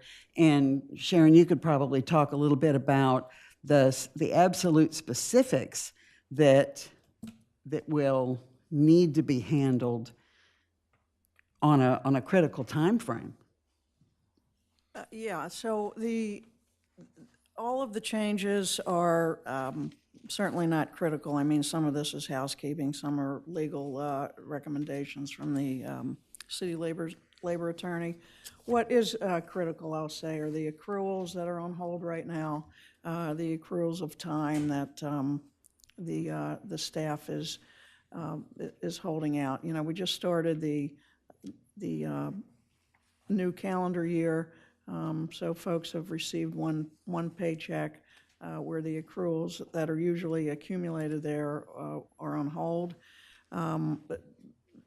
I would call that maybe not critical, but just a time-saving mechanism where folks need to know what exactly they have. And we have many new employees in the last year, replacement employees certainly, and those individuals have fallen to the old or the present ordinance where they're not receiving any vacation time. So, I would say that it's not necessarily critical. That's the way the city's operated forever, I assume. But, without a vote on the personnel ordinance, that's what we're looking for the commissioners to do at the next voting meeting. I'd say that's what's expected. Oh, not today, at the next voting meeting? Yes. Oh, okay. We were I'm having fine a with special that. meeting on February 4th. Yeah, what the schedule had been from the urgency perspective was to have a special meeting on February 4th, right before our workshop for the vote itself. My preference would have been to conduct the vote at the February regular meeting and have one more session here. Great, I agree. This is a lot to absorb in 15 minutes. Well, I'm all for sitting here for another hour to go through I think it might be helpful to show the commissioners the simplicity of many of the changes that have been recommended, Jim. I'll do whatever the Well, commission there's a desires. lot of blank pages in here, so maybe it's feasible to go through it page by page within the next hour. You think, Tony? Well, to me, I think we should stop talking about it and let him go ahead and take us through it. And I'll be happy to watch the clock as a time check. And if it gets too onerous, we can stop and decide otherwise. Jim, Thank take you. it away. The changes on page 1 are to comply with the formatting policy. I'm going to go ahead and ignore any time where there are situations where it says amended by ordinance number. Those changes are throughout the document to reflect the changes. The changes in 46(1)(b)(6) are designed to address the situation where we send an issuance. Point of order here. Where is a redlined version for the public to go along with? And when was this January 3rd meeting noticed? Chris Flood, Cape Gazette. It's not anywhere, that meeting that is being discussed was not noticed in any way, or at least it's not on the city website right now. So, because that personnel committee constitutes a quorum of you guys, so that should have been noticed, correct? And then second of all, nobody out here, or at least I don't anyway, have a copy of the thing that you guys are going over right now. Thank you. You can We're gonna sit here for another hour, at least everybody else should have a copy of it too. Have any extra copies? No, we don't. I can give them mine. I have it I'll make a electronically. couple. We got one lawyer talking, we don't need another one. I'll make copies and get some out to the public. Shall I continue, Mr. Mayor? Sure, please. The change to 46(1)(b)(6) is so that employees who receive a notice of intent to terminate cannot claim that they didn't receive it because we don't have their address. The change on page 5 is to reflect state law 46(5)(b). Basically says that, as it said, is somebody could receive workers' comp benefits for 2 years, even if they are not eligible for workers' comp. There's a spelling change in 46(5)(c). I'm sorry, where are we? We've been trying to find a copy for Chris. I was just referencing a spelling change in 46(5)(c). 46. On page 10, section 46(8), we made clear that completing a probation period does not modify the at-will nature of certain employees' statuses. Under 46(5), compensation, B, it changes wording just slightly and says, in the event a full-time employee suffers an accepted work-related injury. Is accepted defined somewhere? It's from the workers' comp statute, Title 19, I think it's 22. The answer is yes. Yes. then. Okay, thank you. Back to page 10, we've inserted a section in 46(8). It says completing a probation period does not modify the at-will nature of employment for employees who otherwise are employees at will. The purpose behind that is so that it's clear that if you're an at-will employee, just because you complete a probationary period, you do not become at-will, or excuse me, you do not become a tenured employee. 4610B, there's a section that deals with reductions in force. It said that employees shall be separated in the inverse order of their relative length of experience and/or quality of total performance. And as I read that over and over again, I thought, which is it? You know, it's either going to be seniority or performance, but it can't be both. And that just leads to subjective decisions and problems. So to make it objective, it's going to be based upon an inverse order of the relative length of service. Section 4610D adds a sentence at the end of the section pertaining to disciplinary suspensions. Consistent with the East Stroudsburg case, it says that employees arrested and on leave pending termination shall be on leave without pay. Otherwise, employees who are arrested and pending charges and can be pending charges for a long period of time, if they're arrested, the cases say that there's been an impartial third-party decision that the person, that there's a reasonable belief that the person committed a crime. Therefore, we are allowed to put them on leave. The alternative would be to have incarcerated employees on your payroll. Continuing on page 12, 4610E, termination. Previously, your bases for termination were limited. We have added as bases for termination absences without job-protected leave. In other words, if somebody is a no-call, no-show, or has exhausted all of their leave, but we put in the word job-protected, absence of job-protected leave. So if somebody is on ADA leave or FMLA leave, for example, they would not obviously then be subject to termination.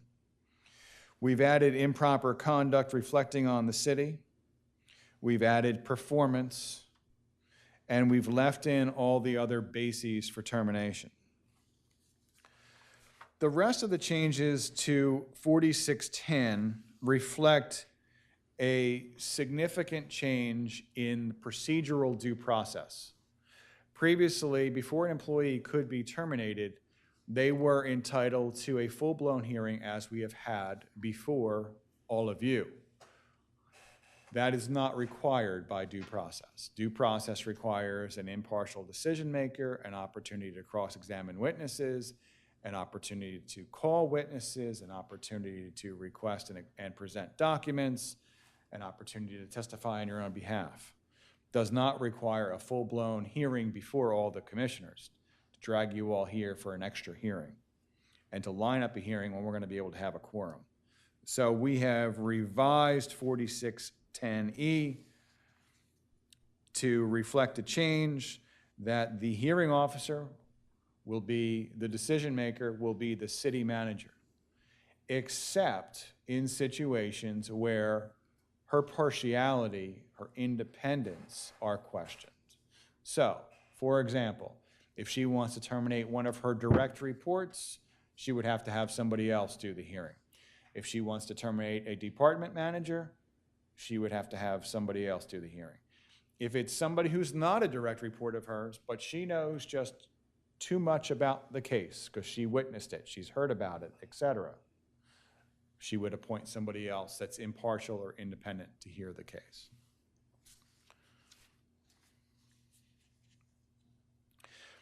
(4610E) has been changed because we've had situations where somebody is a persistent no-call, no-show.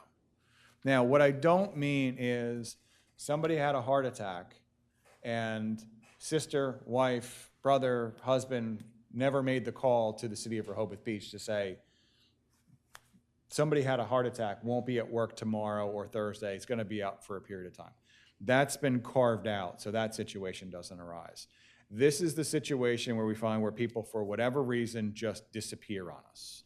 I don't know the reason, but they do.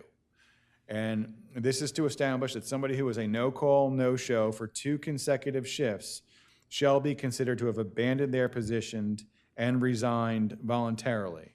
But then we added that modifier at the end to say, absent extraordinary circumstances, like my heart attack example, it would be an example, but not an exclusive example.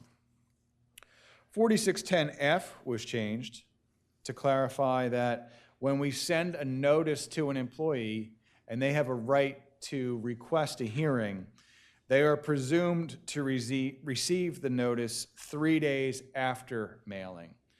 It previously said they are presumed to receive the notice within 3 days of mailing. Well, in that case, when does the clock start? So I made that change so it's clear when the clock starts to request a hearing. We made changes in 4613, which is on page 16, dealing with employees who are charged with criminal offenses. In those situations, as we mentioned before, the city manager may suspend the employee without pay if such arrest may result in termination. Regardless, an incarcerated employee is not going to get paid. There was previously language in there that would afford a commissioner's hearing with regard to the suspension.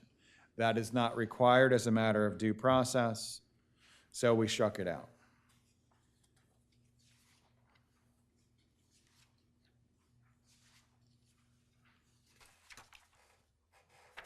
The next change is on page 24.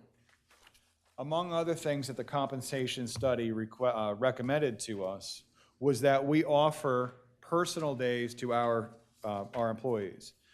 We've added 4617D. It says, all full-time employees shall receive 2 paid personal days per year.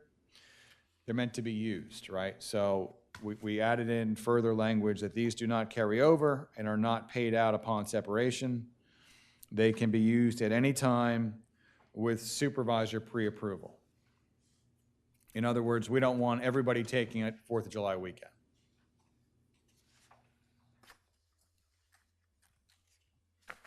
Another result of the comp study is set forth on page 27 and changes to 4619. We changed our vacation schedule to move things up.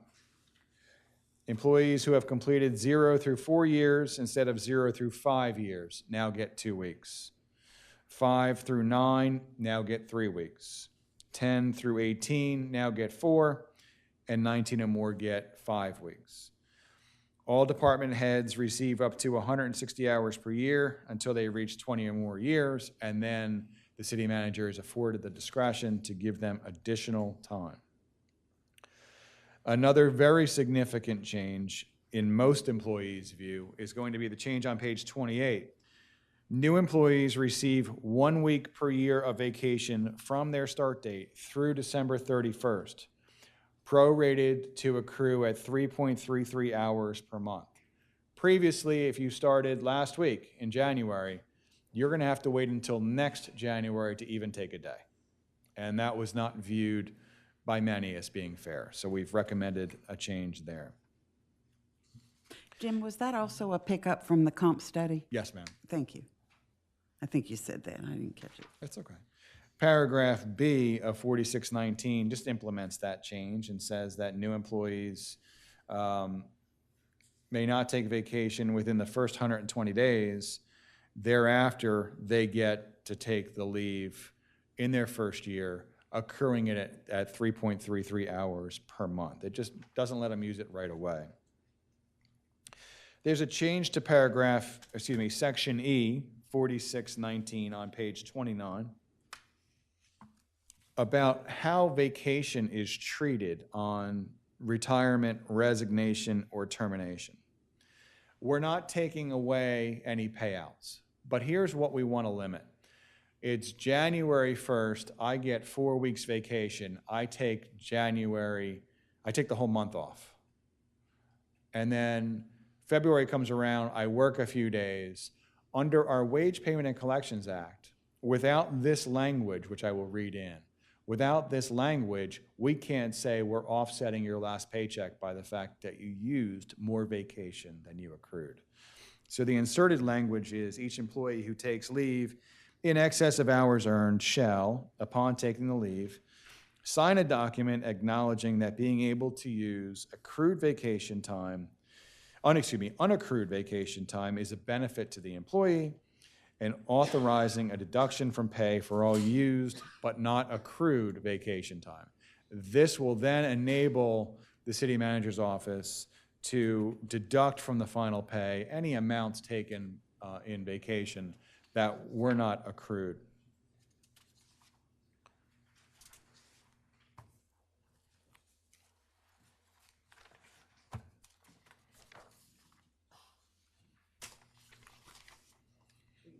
I need one. I gave mine away. Thank you. The next change is on page 41, and it's a change to 4630, dealing with pensions. Part of the comp study, again, said that we weren't doing enough in terms of retirement planning. So under D, we have added a sentence that says, effective January 1st, 2019, each year the city shall make a contribution to the employee's thrift plan equal to 1/2 of the contribution made by the employee, up to a maximum city contribution of 6% of the employee's base compensation as defined in the thrift plan. So this is I believe, the only one non-revenue neutral recommendation we're making, but this was a recommendation of the comp study.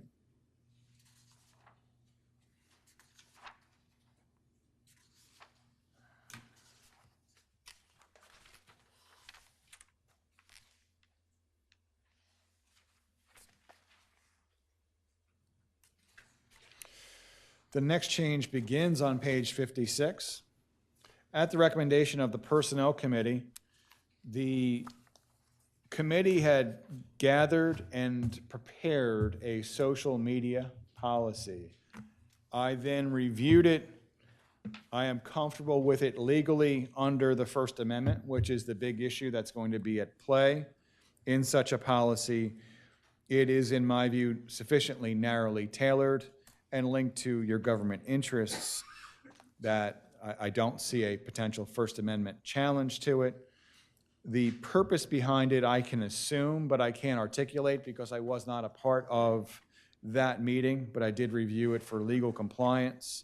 That one I can't offer you the whys and warehouse behind, but it does look like a standard social media policy that I When would was that bless legally. discussed? I'm sorry, where was that shared and discussed? I don't recall seeing that. I'm sorry, Steve. I'm sorry, the pages for me, the pages are not coinciding with section it, are so you if you would give a I was on page, page but- 56. But also the section Oh, number. 4640 is a new ordinance. Okay, hold on.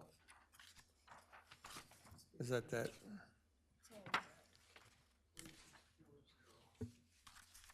you go, I got it. Looks like it's at the very end. Is that It is. correct? It's like page 60, something like that. Okay, in my copy, it's page 65, okay. All righty. We're caught up.